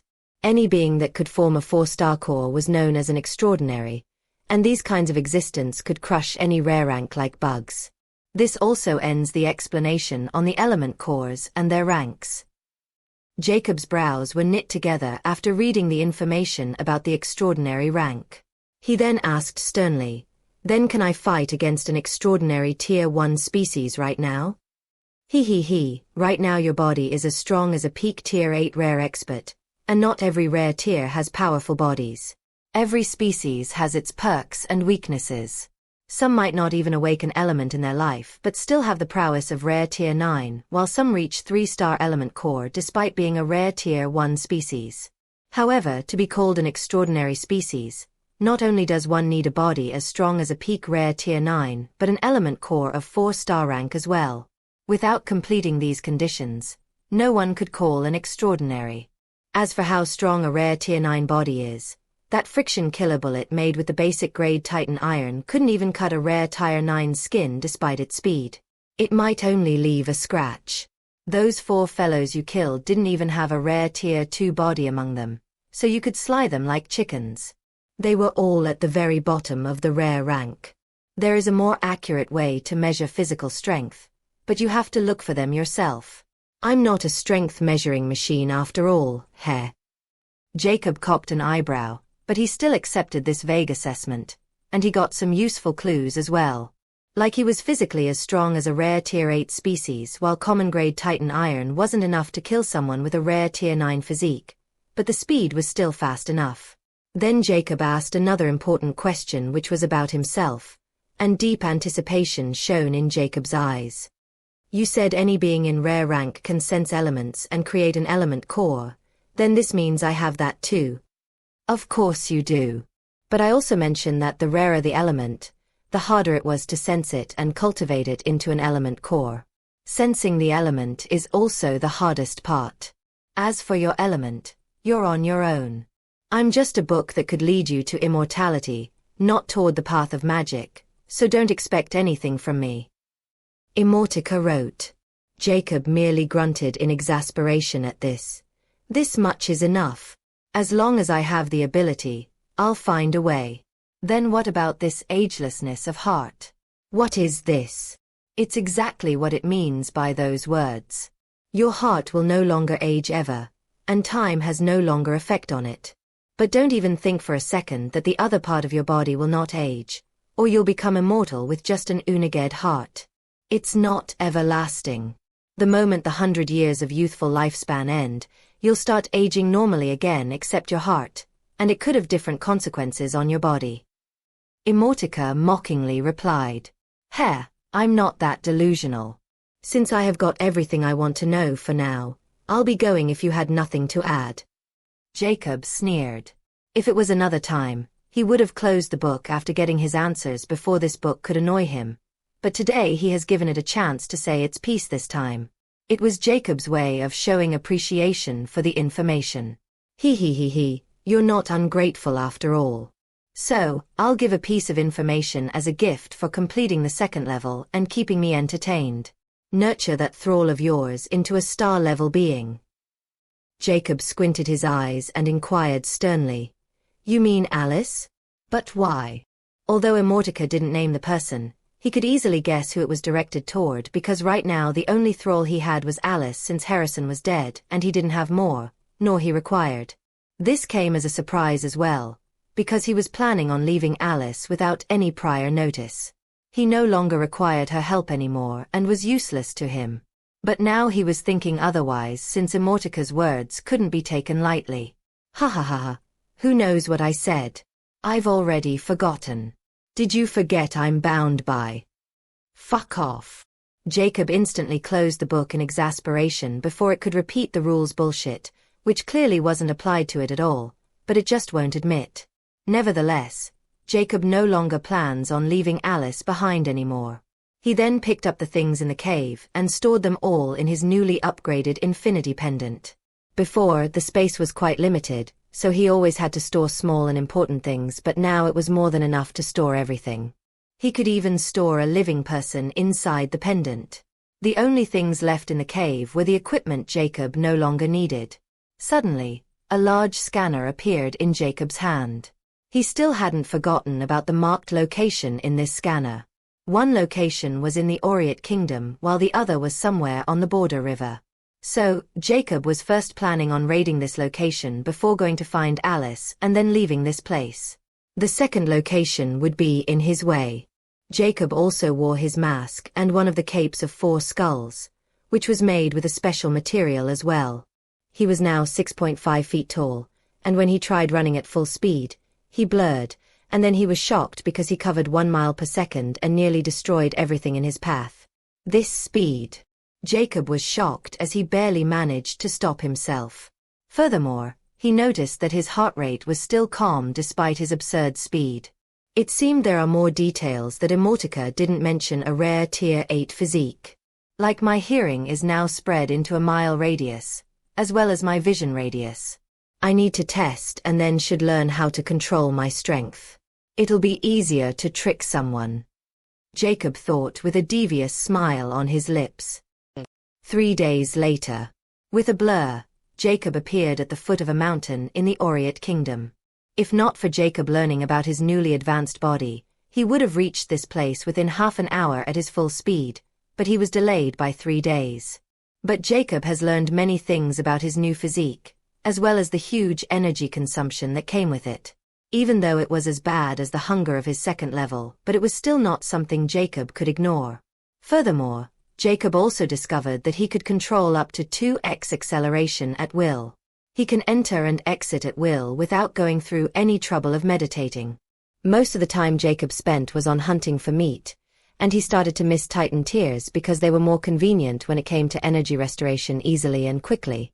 But it was a pity the Titan iron vein was emptied by the skulls, and his reserve was used. Jacob looked at the scanner in his hand as a red was blinking a few meters away from his current position. As he followed the virtual map in the scanner, he finally reached the location, but there was nothing but rocks and a plain rocky surface, nothing else. At this moment, a beep rang on the scanner. "Open the door of base number 2. Jacob cocked an eyebrow and pressed the open on the screen. The next moment, the rocky surface below Jacob suddenly trembled before a small crack appeared, and it slowly opened inside, revealing an underground passage. A small map also appeared on the scanner at this moment. Jacob's lips curled upwards seeing the change. Now, this looks more like a dark organization's secret base. This scanner has more function than I think. With this thought, Jacob entered the passage, which was a stairway toward an underground facility, and as he suspected, with the scanner in his hand, the facility started to lit in lights, and he could see everything clearly. It was a long corridor that led toward a metal door, which was also opened by the scanner, and when Jacob saw what was behind that door, his eyes dilated. There were glass cells filled with hibernation liquid, and inside those glass cells were hideous humanoid monsters sleeping. Mutants. Jacob instantly recognized them since they weren't much different from the ones he encountered in the lion forest except for their skin color and horns. They look quite similar. Besides those glass cells, there was a working desk, and many files and books were neatly placed on it as well as a small instrument. Jacob smiled coldly. So, this is the date that the prick was talking about. Chapter 154. Don't tell me. After half an hour, Jacob's figure appeared outside the secret underground stairs while holding the scanner in his hand. After exiting the passage, he pressed the scanner's screen a few times before he activated the self-destruction protocol without hesitation. He took whatever he deemed important from this facility, which included the data on cannibals and a jar of Titan tears which were clearly saved for the cannibals. Although the effect of basic-grade Titan tears almost none exists on Jacob in his current state, it was still better than nothing. As for other things like firearms, Jacob didn't need them anymore, not of common region quality at least. To make things difficult for the Killer Skull Society, he decided to destroy this facility. But he wasn't going to kill those mutants roaming freely in the uncommon region since it would be quite cumbersome, and the more time he wastes here the more danger he'll put himself in. After knowing about the star ranks and extraordinary ranks, he wasn't arrogant enough to think he could fight on equal ground with a dark organization like Killer Skull Society. Who knows just how deep their roots are? After he activated the self-destruction protocol, a 5-minute timer appeared, and Jacob stowed away the scanner and left the place without looking back. His next destination was the capital city of Humane Kingdom, where he sent Alice to monitor the movement of royals. As for his reason, it was simply because he didn't want Alice to come with him and Harrison on this venture. She would have only gotten in his way, and Harrison would be suspicious. Jacob's actual plan was to use Harrison to bait a 99.99 before absorbing her heart essence, and then fetch Alice to use both her and Harrison if he had survived this venture as bait to hunt down those other 3 skulls in Rainy Mountain Ranges. But the presence of that brain chip made all his schemes in disarray, and all the skulls appeared together. Nevertheless, not only he was able to hunt all of them down, but he even acquired a 1-star core in the process. If not for Immortica's subtle suggestion, he would have left Alice alone since she served no more purpose and only got in his way in the place where he was going. This time, it took Jacob only half a day to reach his destination, which was the territory of Duke Riley. Alice had told Jacob that if he wanted to find her before their impending meeting, she would be in the secret hideout she had created many years ago as a backup if she ever had a falls out with Samuel. Jacob entered a town named Bright Town in the west of Riley Duchy's fief. Since it was already night and Jacob was too fast for anyone to notice him, he easily reached the town lord's mansion, which was the place where Alice should be. The town lord of Bright Town, Yisrael, was an old man and a baron rank noble. He was a trusted aide of Alice. Even her father didn't know about it. Yisrael was in his study when an icy voice sounded, nearly giving him a heart attack. "Where is Alice?" Yisrael yelped and nearly fell from his sitting position, and when he saw the cloaked man standing behind him, his old face went pale with fright. How could he not be spooked when this mysterious man appeared in his study without even alerting anyone? However, finding Yisrael was quite easy with Jacob's current hearing, and there weren't many people in there. To begin with, the door wasn't locked either, so Jacob easily found Yisrael with his described appearance. Yisrael's voice trembled as he shouted, Who are you? Do you know who I am? Jacob coolly said, Do you think I care? Where is Alice? I'm here to pick her up. Don't waste my time. A hint of astonishment shone in Yisrael's old eyes before he couldn't hear Jacob's words clearly in his shock. Now that he heard Alice's name clearly, he was somewhat at ease. Because if this man was Alice's associate and knew about him, then he couldn't be here to assassinate him. Yisrael replied after inhaling deeply, Sir, if you're looking for young miss, I'm afraid she's not here. I haven't seen her in years. But you should look for her in the Tyrant Mansion. She worked for Lord Silver Tyrant now. Jacob's eyes narrowed because Yisrael was probably telling the truth. He could easily tell the difference with his heartbeat. Don't tell me she fled after getting Titan tears? Could it be she broke into A rank with just 10 drops and decided she didn't need Titan tears anymore and fled this place? Or she was planning this from the start? A dangerous glint flashed past Jacob's eyes as again asked, Are you sure she didn't come here? Why yes. You can check the secret base in the Willow Garden. I'm not lying. Yisrael felt his heart palpitate and break into a cold sweat.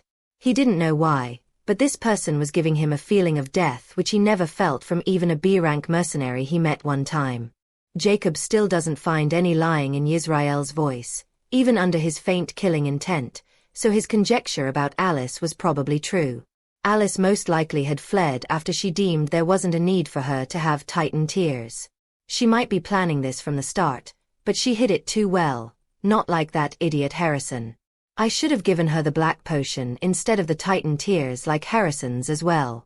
I miscalculated her intentions and let her grow out of hand just to make her powerful cannon fold. But this cannon fold seemed to become a cannon instead. If not for Immortality's suggestion, I won't even bother coming here and then found out about this. Well, this is what I get for trusting and not enslaving someone with an astute mind. Even if she's hiding in the uncommon region, it would be akin to searching for a needle in the haystack. Sigh. I would take it as another lesson to not trust a woman again. Jacob sighed ruefully, but a faint smile appeared on his lips the next moment. All right, I believe you. Before Yisrael could react, Jacob had already vanished from his spot like a phantom, making Yisrael fall on the floor with an appalled look in his eyes, as if he just escaped death. Somewhere in the rainy mountain ranges, a woman with fairy-like beauty sat in front of a bonfire with an expressionless face as she watched the burning flames in deep thought.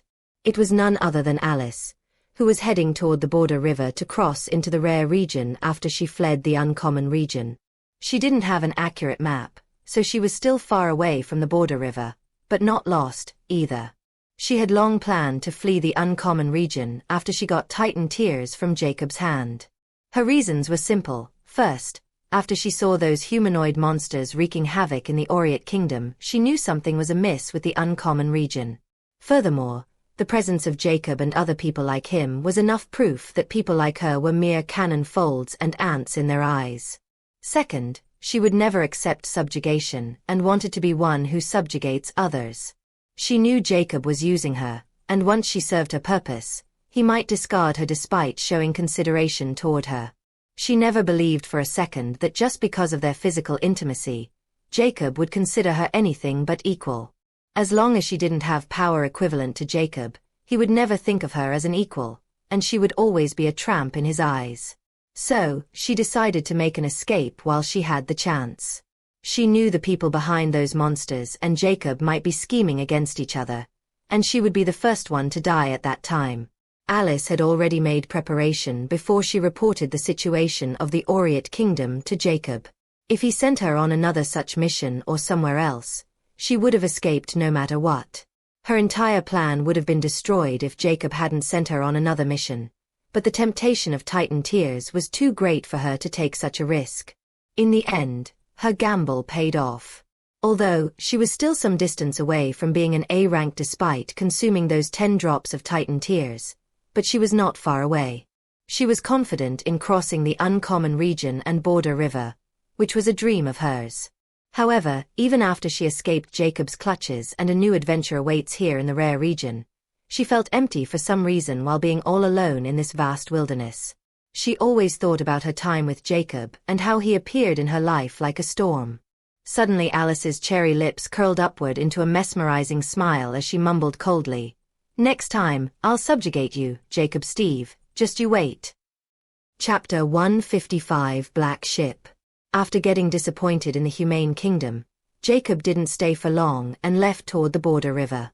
He was going to check the second hideout in the scanner before he ventured on his journey toward the rare plains. The path led toward the rare plains was quite far from the common plains. These two places were separated by an ocean called the Star Ocean, and the border river was the only source that connected with the Star Ocean in the common plains. However, the border river is also known as the Common River.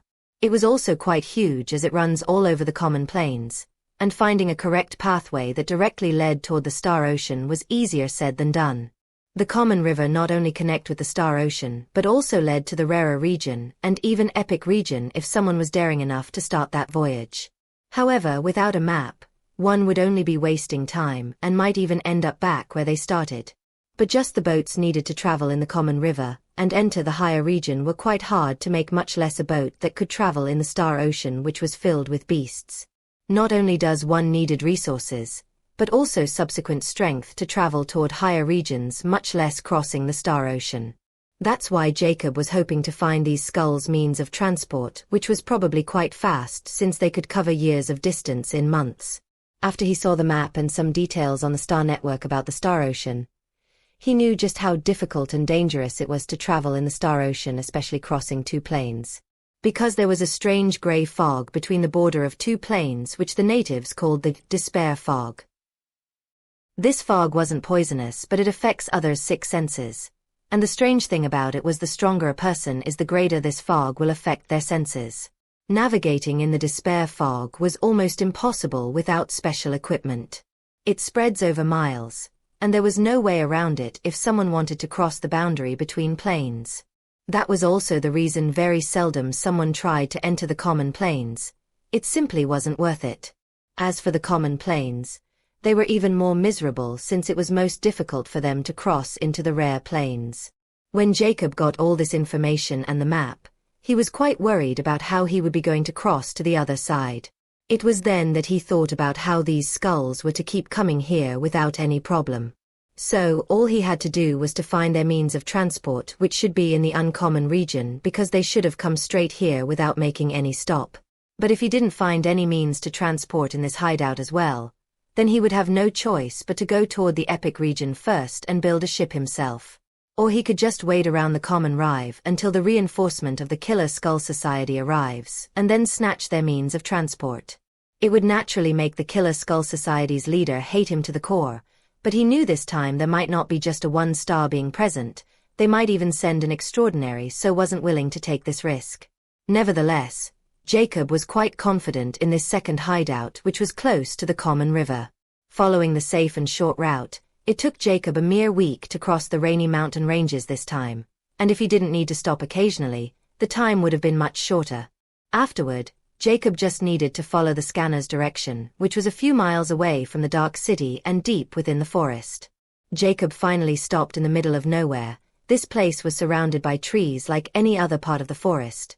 No one would even think that there was a hidden hideout underneath. Just like last time, the scanner was the key to open this place, and the same function activate the moment Jacob came inside its range. Although he didn't know how they made these hideouts or they were here, to begin with, he didn't think much about it since they were no use to him after he left this place. After he unlocked the door, which also led to an underground passage, but unlike the last hideout, it wasn't a spacious lab but a warehouse.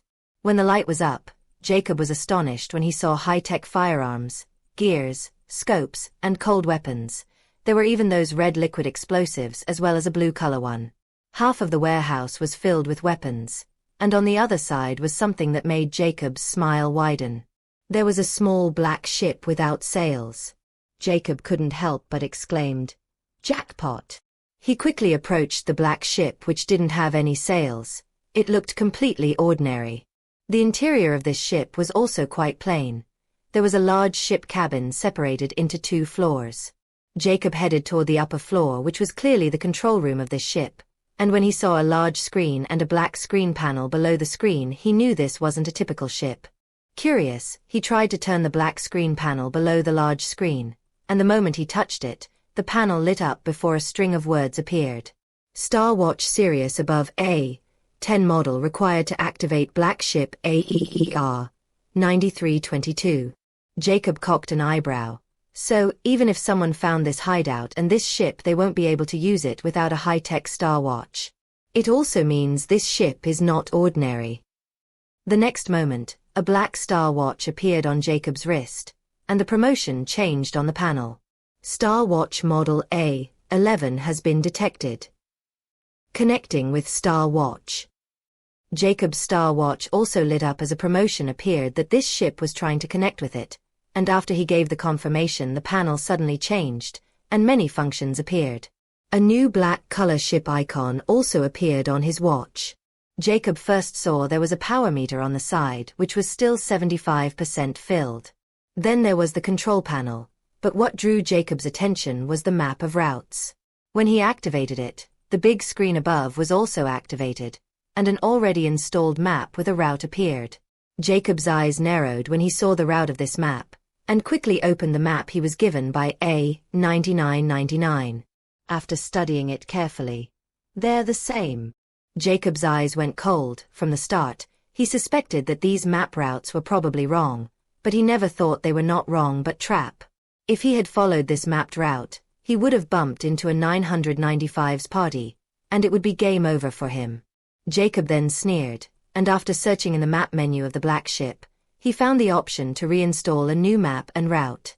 He could even navigate remotely, but he wasn't an idiot. All he had to do was to open that black ship app on his watch and then install a new map in his watch which he already had bought from the Star Network. Then Jacob accustoms himself to the controls of the black ship. He wasn't planning on leaving unless he knew this boat was completely safe. What worried Jacob the most was which power this ship ran, and he was astonished when he found it ran on batteries and they could be charged on their own while moving on water.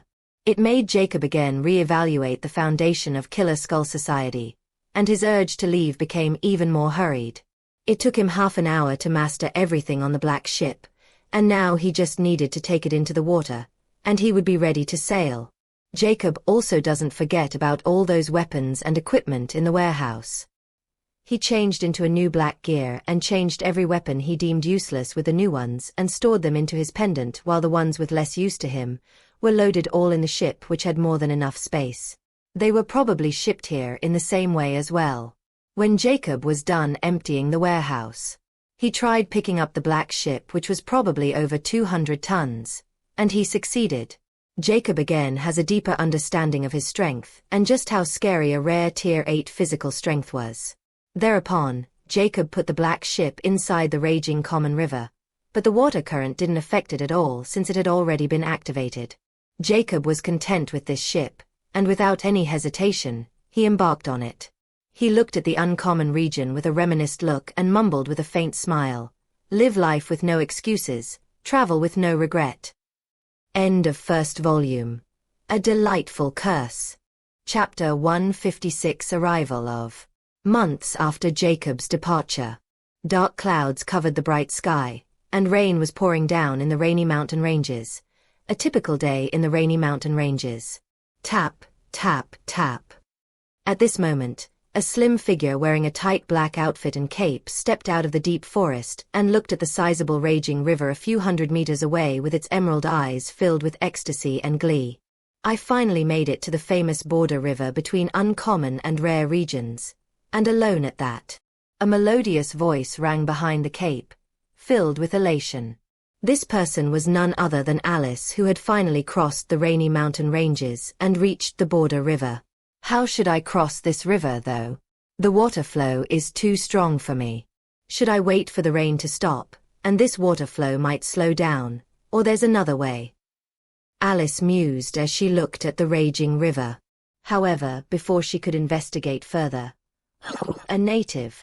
Our luck is not bad," a jeering voice sounded, making Alice's heart palpitate.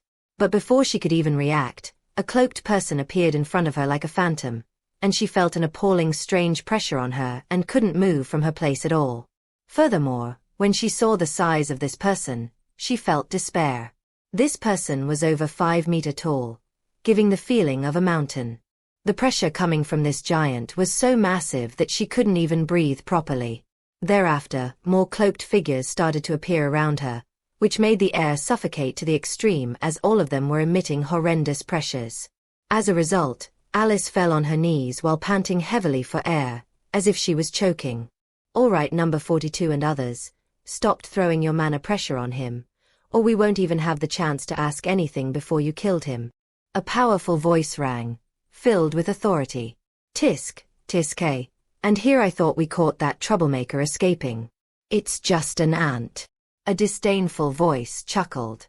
Alice suddenly felt like all that mountainous pressure vanished, and she could finally breathe while coughing. Who are these people? They're even stronger than him. Am I going to die? Why? I have to die before I get the chance to prove myself. To take my revenge on him. Myriad thoughts started to rage in Alice's head. He's going into a post-traumatic shock. What a weak shit. One of them sneered disdainfully before he kicked Alice right into the stomach and sent her flying like a rag doll. Now, don't break him before we got our answer. Number 23, go do your stuff. The same powerful voice commanded again with a hint of contempt. At this moment, a 5 feet tall cloaked figure moved toward Alice, who was laying in mud while blood was dripping from her cape as the rain continued to fall. The mysterious figure, number 23, didn't tarry and suddenly pointed his grey sharp finger toward Alice's head. The very next moment thereafter, the finger shimmered in grey sheen before the nail on the finger expanded, turning into a sharp pin, piercing into Alice's head. The sharp nail shone in grey sheen as a childish voice sounded from number 23. "He's under my hypnosis completely, Captain. You can ask anything." "Good girl." A tall, burly figure walked over as he patted number 23's head. Then he turned his head toward Alice and coolly asked, "What are your name and species?" While laying in the mud, Alice's eyes were completely listless as she opened her mouth and replied like a puppet without caring about blood or anything. "My name is Alice Riley, and I'm a human." "Human? Aren't they the livestock we are raising?" The captain sounded astonished. He asked, "What were you doing here?" "Going into rare region." She replied. "Why?" "Because I want to become strong." "Why?" "To prove myself." "Oh." "To whom?" "Jacob Steve." "Who is Jacob Steve?" "Is he also a human and stronger than you?" "He is Silver Tyrant." "Yes, he is human and much stronger than me." Interesting. Her power is at the top tier in this region, so this person is stronger than her. Then this means he's probably a hidden expert, and by her answer, she didn't know his background at all. The captain stated, "Do you know who is Faceless Ancient?" He questioned. "No." "Then do you know about the Killer Skull Society?" "No." At this moment, the giant, number 42, spoke in his deafening voice. "Captain, this native is useless. Can I eat him?" "Well, it seemed like it. We should start with this Jacob Steve next. We needed to clear all the variables this time before searching for this Faceless Ancient. But I don't think he's here anymore since the warehouse is empty, so he most probably fled long before our arrival. There shouldn't be any problem, even if the problem arrives or this Faceless Ancient is scheming again." The capital's voice turned icy cold as the falling rain above his head turned into steam. "Everything is meaningless against absolute power." Just as his voice trailed off, you got that right. Everything is meaningless against absolute power. A powerful voice reverberated in the vicinity, startling the skulls. "Who?" The captain's voice rang in the vicinity as his aura spiked, and the others went on high alert as well. I never thought the Killer Skull Society will send an extraordinary in this barren place. You must be ranked within the top 10 in A ranking skulls, right?" The voice mockingly asked. Coward, show yourself, and I'll tell you. The captain roared as a fire burned on his body.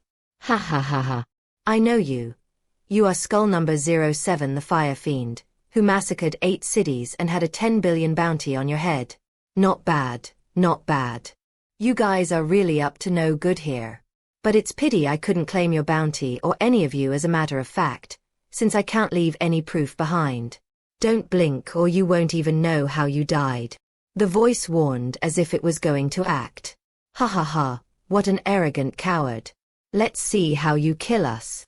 The giant laughed manically, making the surroundings tremble. However, none of these skulls noticed that Alice's body had already vanished from her spot.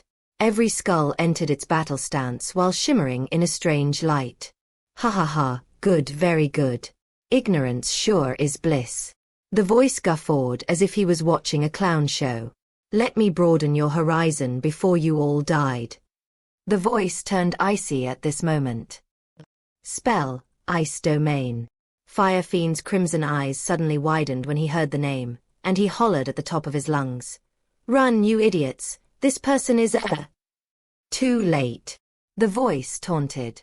Thereafter, strange cold energy flowed in the air before the raindrops suddenly turned into ice drops before everything froze, turning into ice at an alarming rate. All those skulls didn't even get the chance to know what happened as they all crystallized into ice sculptures. Even the fire around Fire Fiend couldn't stop this strange freezing, and he became an ice sculpture like the others. This strange freezing process not only affected them but the surroundings as well before it spread all the way into the common river, freezing it as well.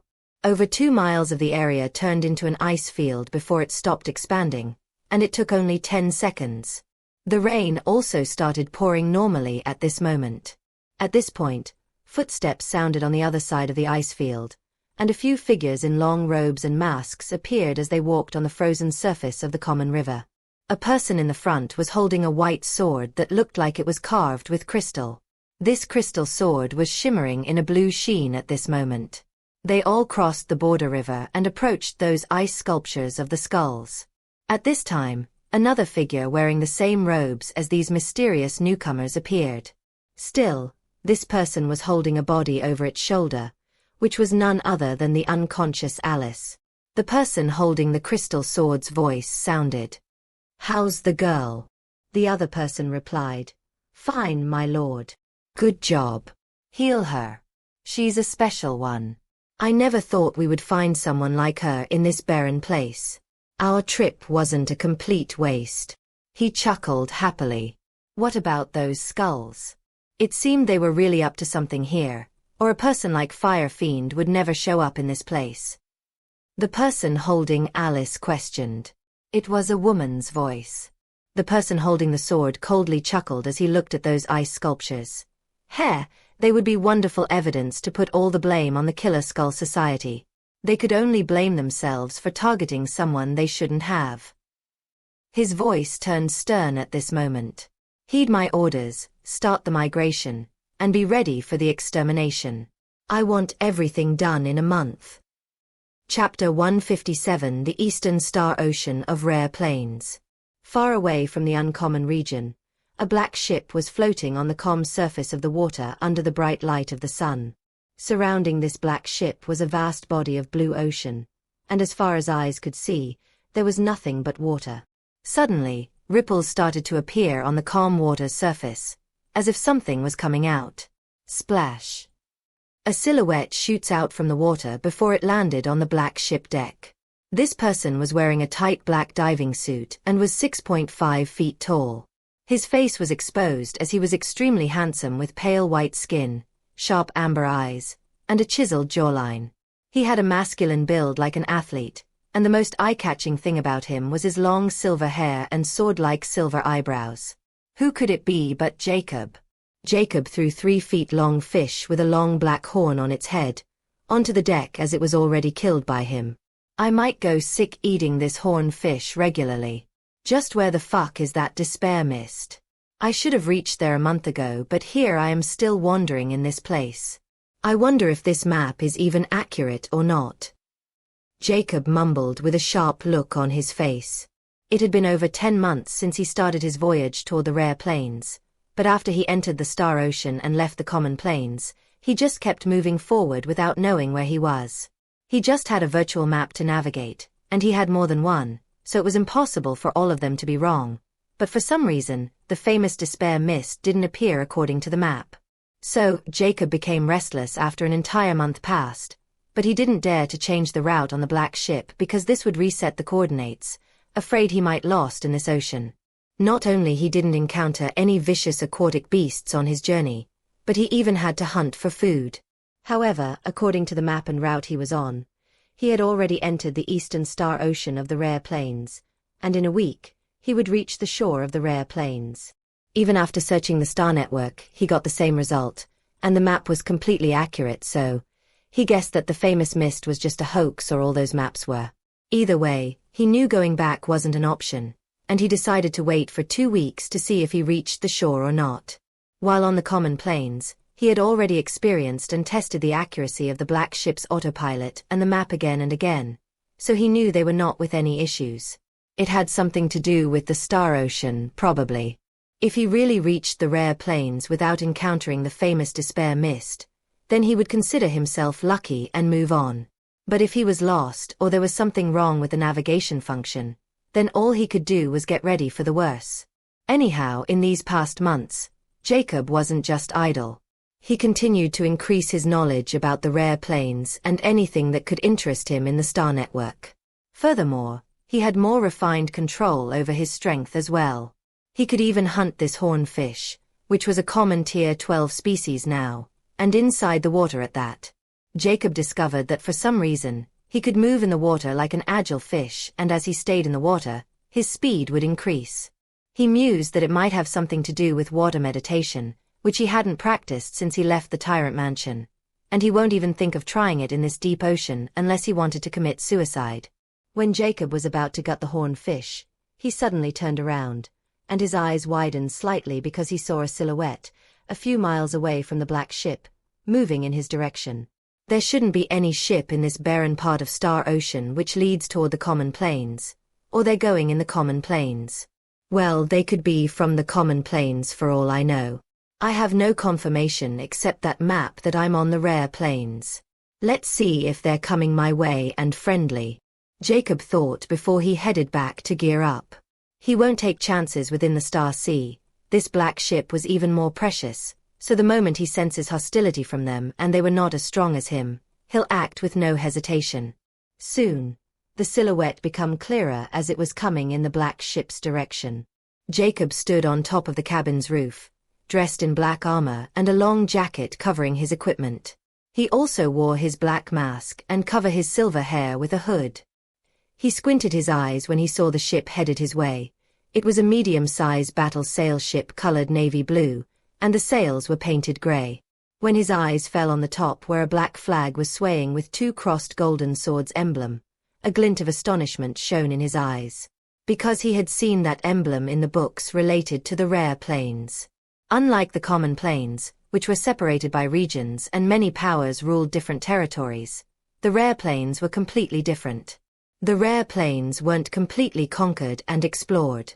The explored area was known as Rare Freedom Plains. Just this explored area alone was 10 times bigger than the entire common plains combined. The Rare Freedom Plains were occupied and divided between 4 powers: the Golden Sword Country, the Light Nation, the Iron Sierras, and the Ice Nation. Also, unlike the common plains, the racial factor in Rare Freedom Plains was almost non-existent, and the only factor that mattered was power and potential. The information on the evolution system of species was deep, and as long as one showed a considerable amount of potential, they could join the ranks of these 4 powers and gain access to unimaginable resources to which the public had no access. The 3 hegemonies' influence was also not to be underestimated in Rare Freedom Plains because they all still stand above these 4 local powers but stay out of any local conflicts. As long as no one provoked them, they won't interfere in other business. On the contrary, the role of the 3 hegemonies was even more essential for the 4 powers of Rare Freedom Plains because they all rely on them to nurture experts and gain knowledge, and conquered more lands. One could say the 3 hegemonies were like experts making factories for these 4 powers. The Golden Sword Contrary was closest to the eastern Star Ocean of the rare Freedom Plains. So, seeing the flag of Golden Sword Country naturally startled Jacob as well, giving him the confirmation he needed that he was indeed in the eastern Star Ocean. But this also raises the same question. Why doesn't he encounter the famous Despair Mist? Where did it go? He would never believe that he was lucky or someone cleared it for him just so he could pass safely. Nevertheless, since he was already on the rare plains, he no longer cared and focused on the matter at hand. He has to remain cautious about how he deals with Golden Sword Contrary. He didn't want to fall out with local power before he could even reach the destination. This place was far more advanced than the common plains, almost at the level of modern civilization, and experts of peak rare rank ruled this place. Even with Jacob's current strength, he was far from invincible in the rare plains like the common plains, so he didn't want any trouble for himself. Then there was still the Killer Skull Society, which might be searching for him like mad dogs. When the ship of Golden Sword Country was only tens of meters away from Jacob's black ship, a deep voice rang. "Stranger, show your identity proof, permit of this ship, and sailing license. If you have none, then surrender peacefully and accept the detention according to the laws of Golden Sword Country." Thereafter, the ship cannons were instantly locked on Jacob's black ship. If Jacob resisted, they would really shoot him down. Just with these words and movements, Jacob knew this wouldn't end peacefully. He didn't have any of those things they demanded. He wondered if he had taken a route that was under surveillance by following the other map instead of the Society's map. It was very possible. Jacob also saw a man in a navy blue uniform walking at the edge of the deck and looked at Jacob coldly. This man was 3 meters tall with a burly build and long blonde hair. There were strange black symbols tattooed carved on his entire bronze skin face. A bigot barbarian. Chapter 158 Exposure and Invitation. A bigot barbarian. Jacob wasn't ignorant about the species of the rare Freedom Plains like he once was about the common plains. He had remembered every intelligent and local species of rare Freedom Plains. They were ample information on the star network. He instantly recognized those unique racial features of the barbarian race, which were just below the giants in comparison to their physical strength. The barbarian race was born with monstrous strength like giants, but every barbarian was born with strange markings on their bodies that look like tattoos. The bigot barbarians were a branch of the barbarian race, and one of the few intelligent species present in the rare Freedom Plains. Anyone could recognize them with bronze skin and blonde hair, as well as their unusual heights and massive builds. The bigot barbarian was a rare, Tier 6 species and fell in the category of fighter-type species with over 600-ton physical strength. From rare tiers, there were 2 different categories of species because not every rare tier species has such physical strength. These 2 categories, the first one was fighters who represent pure physical strengths. The physical strength measuring system for the rare fighter tier category was in tons. Any species with at least 100 tons of pure physical strength could be called a rare, Tier 1 fighter-type species. With every 100 plus tons, the tier increased all the way up to the rare Tier 9 with over 900 tons of strength. The other categories were known as Wiser, and the strangest thing was there was no information on the rare Wiser tier category at all, but just a name. Jacob instantly guessed that it might have something to do with the elements or magic Immortality told him about. Because for some reason there wasn't any information on element power, mana, or magic cores on the star network. The only clue he had was this mysterious Wiser species. Anyhow, Jacob can be considered a rare Tier 8 fighter with over 800 tons of strength, and this bigot barbarian might not even take a punch from him. A rare Tier 8 fighter was so rare that Jacob had yet to find even one clue on them, or his star network was just too limited. Still, this battleship was not going to be enough to stop him, but he didn't want to turn hostile, or if those over 50 cannons were fired at once, his precious black ship will be blasted into bits. Although this ship also had an energy defensive barrier installed within, Jacob wasn't sure if it was enough to block so many cannons. So, he thought for a moment, before he said while looking at the bigot barbarian, who was still waiting for his reply. "I'm afraid I have none of those things you want because I'm a star oceanographer and adventurer who likes to study and explore the mysteries of the star ocean. I think I wandered into the Golden Swords country's territory unknowingly. I don't want any trouble, so I'm willing to pay any type of fine for breaking this law, and I'll leave immediately, Jacob stated. There were many star oceanographers out there who liked to explore, so his reason wasn't a complete lie. However, the bigot barbarian wasn't a fool as he coldly uttered. I don't care who you are or what your reason is for wandering in Golden Swords country's territory. Either you accept the detention peacefully, or I'll happily send you permanently inside the ocean and let you explore the ocean forever. Jacob deeply looked at the bigot barbarian, who was also staring back at him with cold eyes. Jacob's eyes suddenly become emotionless before he vanished from his spot with a blur under bigot barbarian's flabbergasted expression. Where did he go? He was shocked because he couldn't even see the man's movement at all. I'm here. An icy voice sounded from behind, making bigot barbarian startlingly turn around. There were other people in the same navy blue uniform on the deck as well, and all of them were gobsmacked by how this man appeared on the deck like a ghost. Still want to do this? I don't want any trouble, and we can all be on our way. This time Jacob's words were more like a threat than a persuasion. Since he was already on the other party's ship, he had already decided to kill them all if they still did not back down, even after seeing his capability and continued being ignorant. But killing them might set some kind of alarm, or if they were not returned within a set period of time, more ships might come searching for them. Jacob was still far from the shore, so he didn't want to fight with fleets and become an enemy of Golden Swords country. Since even a scouting or patrolling ship had a bigot barbarian instated, then they clearly weren't a pushover. Interesting. A skull hesitated to kill while he had the chance? You're not from the Killer Skull Society, are you? At this moment, a mellow-aged voice rang from behind Jacob.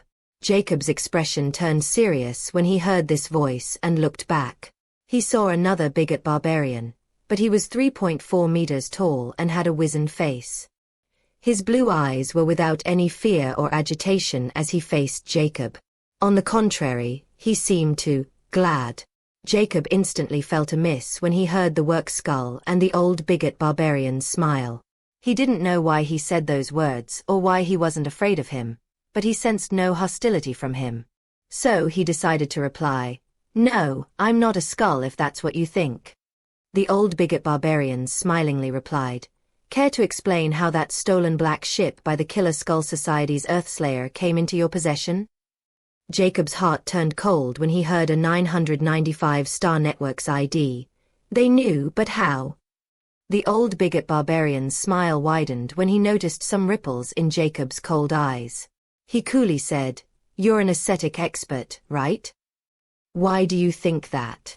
Jacob had many questions now, and he was feeling on edge because they all knew about the black ship background, and from his old man's tone, he could tell they might be specifically here because of the black ship. Then this also means they came prepared. It's because you're traveling with a stolen good without even knowing it was stolen, which could only mean you're not registered with any private star servers of 4 powers. Neither you have a permit for that black ship, or you seem to know just how expensive and hard to get that ship from Black Sea Company. Furthermore, you do not know that the Black Sea Company can easily track down that black ship without the help of a stealth guard. A skull would never make such a rookie mistake. So, that guy met with the misfortune to encounter you. The old bigot barbarian explained without hiding anything, and the smile on his face never faded. Lastly, you have prowess above Tier 6 fighter and still have no idea what kind of naval force Golden Swords country had, and still dared to resist the detention in the middle of Star Ocean. Unless you're overly confident that you could swim all the way back, or you're an ascetic or an aboriginal who lived on some island and came all the way here after encountering an idiot skull. And I'm willing to wager that you're the second case because you don't even know that the ID we were asking for was your Star Watch's ID. And I don't believe you didn't have a Star Watch since that black ship won't work without it. So, tell me, stranger, who are you? The old bigot barbarian questioned again with a smile. Jacob again fell silent because he did not know that there was such a thing, and it also appeared that he was still ignorant about the customs of rare freedom planes. He also got to know the Star Network's importance and why his private star servers were empty.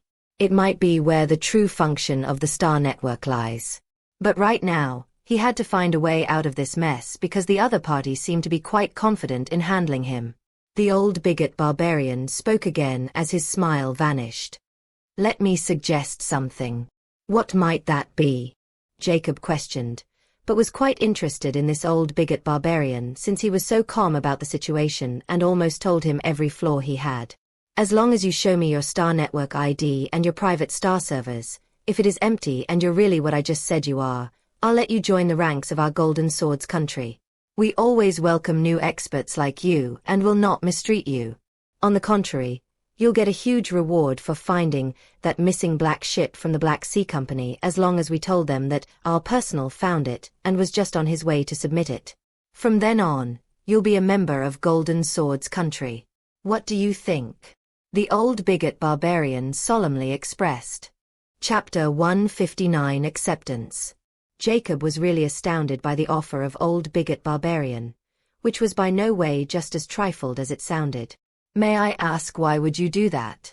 I still have an unknown background, and who knows, I'm really the guy you were looking for and just fooling you.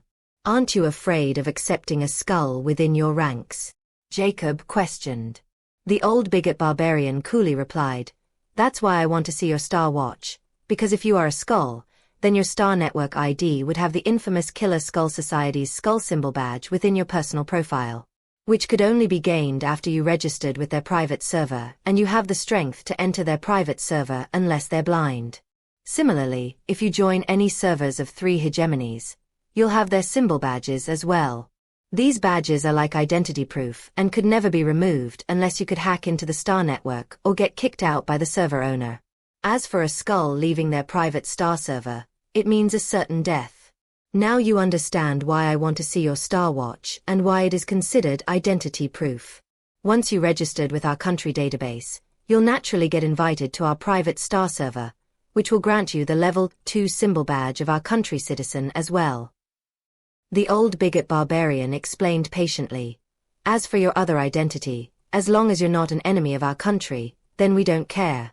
Since you have strength over Tier 6 fighter, we'll welcome you with open arms, and all we ask for in return will be your help whenever needed." The Star Network profile as an identity and the badges. It's really just as he said. It is nearly impossible to fool someone if they're not primitive and never came in contact with the Star Network. To survive on rare planes, the Star Network is essential, and no one seemed to doubt that this network could be hacked, which alone is enough to make this network like an omniscient in everyone's eyes. Jacob thought without replying to old bigot barbarian. He had to admit that he really required an identity and more information about these private star servers. Joining the ranks of Golden Swords country was the easiest way, at least until he was ready to be independent again. Or he could just simply trick them and escape after he reached the lands. No one could stop him at that time. But if he wanted to do that, he still needed to show his personal profile, or he had to kill all of them to leave this place with an intact black ship. However, it was the most foolish plan because just as the old bigot barbarian said, he had underestimated the naval forces of the locals and now he could either abandon the ship and swim toward the lands or try picking a fight with him. Both choices led to him being hunted down by the Golden Swords County, at least until he was in the water. Jacob gave a deep look to the old bigot barbarian, who still had that calm, amiable smile. "What a wily punk," he sneered inwardly before he nodded. "All right, I'll agree to join your ranks." Old bigot barbarian's smile widened. "All right, follow me. We'll talk about official business in my cabin. Let those men take care of your belongings and ship." He then shoots a meaningful glance at the bigot barbarian behind Jacob, which made the former shudder, and he quickly sprang into action. Jacob didn't mind since there wasn't anything worthy in that ship because anything precious was already in his pendant, so he calmly followed the old bigot barbarian inside. "Oh, I forget to introduce myself. I'm Deputy Admiral of Golden Swords Country, Milan Bigot." Milan introduced himself with his rank. Jacob plainly replied, "Just call me Jack, and I have no title." Milan didn't mind as he asked curiously, "So where did you find that bastard Earthslayer and where are you from?" First, Can you tell me how you know that this ship was on Earthslayer exactly? Jacob was confused about this because if the Killer Skull Society stole the black ship, then how did they know currently it was in Earthslayer's hand? Could it be they had some kind of surveillance function on the ship as well? However, Jacob vanquished that notion since they were surprised by finding him instead of Earthslayer, and they were probably hoping to capture him alive since they tried to speak first, not shoot on sight. Milan chuckled. Heh, you might not know, but the Killer Skull Society is made with a bunch of misfits and twisted bastards. They all believed in equality and loathed the current civil system.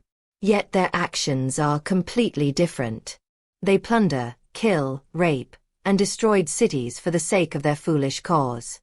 Not only that, but they like to show it off and rub it on everyone who tries to oppose them. His voice turned icy. They would make video files or take pictures of their glorious deeds and then post them in Star Network News. Your watch didn't have that Star Network News feature in your Star Network, right? Jacob grimaced and nodded. Indeed. Don't worry, as long as you complete the final verification with the Destiny Star Corporation, it will appear on its own, and then you'll get all the news related to the rare Freedom Planes. Anyhow, I was briefing you about how we know this ship was with Earthslayer of Killer Skull Society. Over 2 years ago, a shipment of 12 black ships was heading toward the Ice Nation, but it was intercepted by a bunch of skulls. Then, like before, they posted this news with great pride on the Star Network News and the names of skulls who were involved in this. Jacob was speechless by this and couldn't help but asked, aren't they afraid they would get caught by doing this kind of foolish action? I mean, aren't a dark organization like Killer Skull Society would be more secretive about their members' details and what they do? That's the thing, Jack. They do this to promote their organization and draw more hot-blooded youths or some poor souls who were once mistreated by the system or simply didn't want to follow it or the rules. While it is almost impossible to track them down because the Star Network is very strict with its freedom policies and privacy of their users, and it is completely flawless. So, organizations like the Killer Skull Society could use it openly to recruit more skulls and multiply their numbers. Even though the Star Network is helpful for our civilization and brought revolutionary changes, but nothing is without consequences. Nevertheless, we could only blame ourselves for being so weak that we couldn't influence the likes of Destiny Star Corporation. I'm being sentimental again and drifted from the main topic. Milan smiled wryly with a hint of lamentation. The black ship AER 9322 you were using appeared over a year ago when the Earthslayer posted a picture of him driving it in the Star Ocean and taunting the authorities to not be able to capture them. Earthslayer was quite infamous for assassinating many influential figures, so his ID was a black ID in our database. Every news regarding him was a top priority. When the Black Sea Company alerted us about the ship signal being found in this area in the morning, they naturally sent me to make sure of capturing that prick alive, or at least bring back his corpse, Milan revealed. At this time, they finally reached a cabin and entered. It was far more spacious than Jacob's and more lavish. After they sat down, Milan continued, but instead of that bastard Earthslayer, I met you, and it was a good call to not bombard the ship when I saw you standing on top of the ship. Or I'm afraid we all have been dead already, right? Jacob merely responded, I would indeed kill anyone who would try to kill me, and that Earthslayer was the same case. I was living in an isle for many years far away from this place, and that fellow happened to be testing his firearms on that isle, and that's how I came in the possession of that ship and this Star Watch. But I won't lie to you by saying that I was unaware of the rare plane's existence. It's just that I have no means to travel here with all those dangers in the Star Ocean. However, I took the chance presented, and this is all I have to say about my background. Jacob made some hoax story that sounded somewhat absurd but still in the realm of reality. As for how he got there or what he was doing there, it's on them to figure it out, and he could tell they might really not care as long as his slate was clean. Chapter 160 Golden Swords Country, 1. Milan merely gave Jacob a meaningful glance before he nodded smilingly.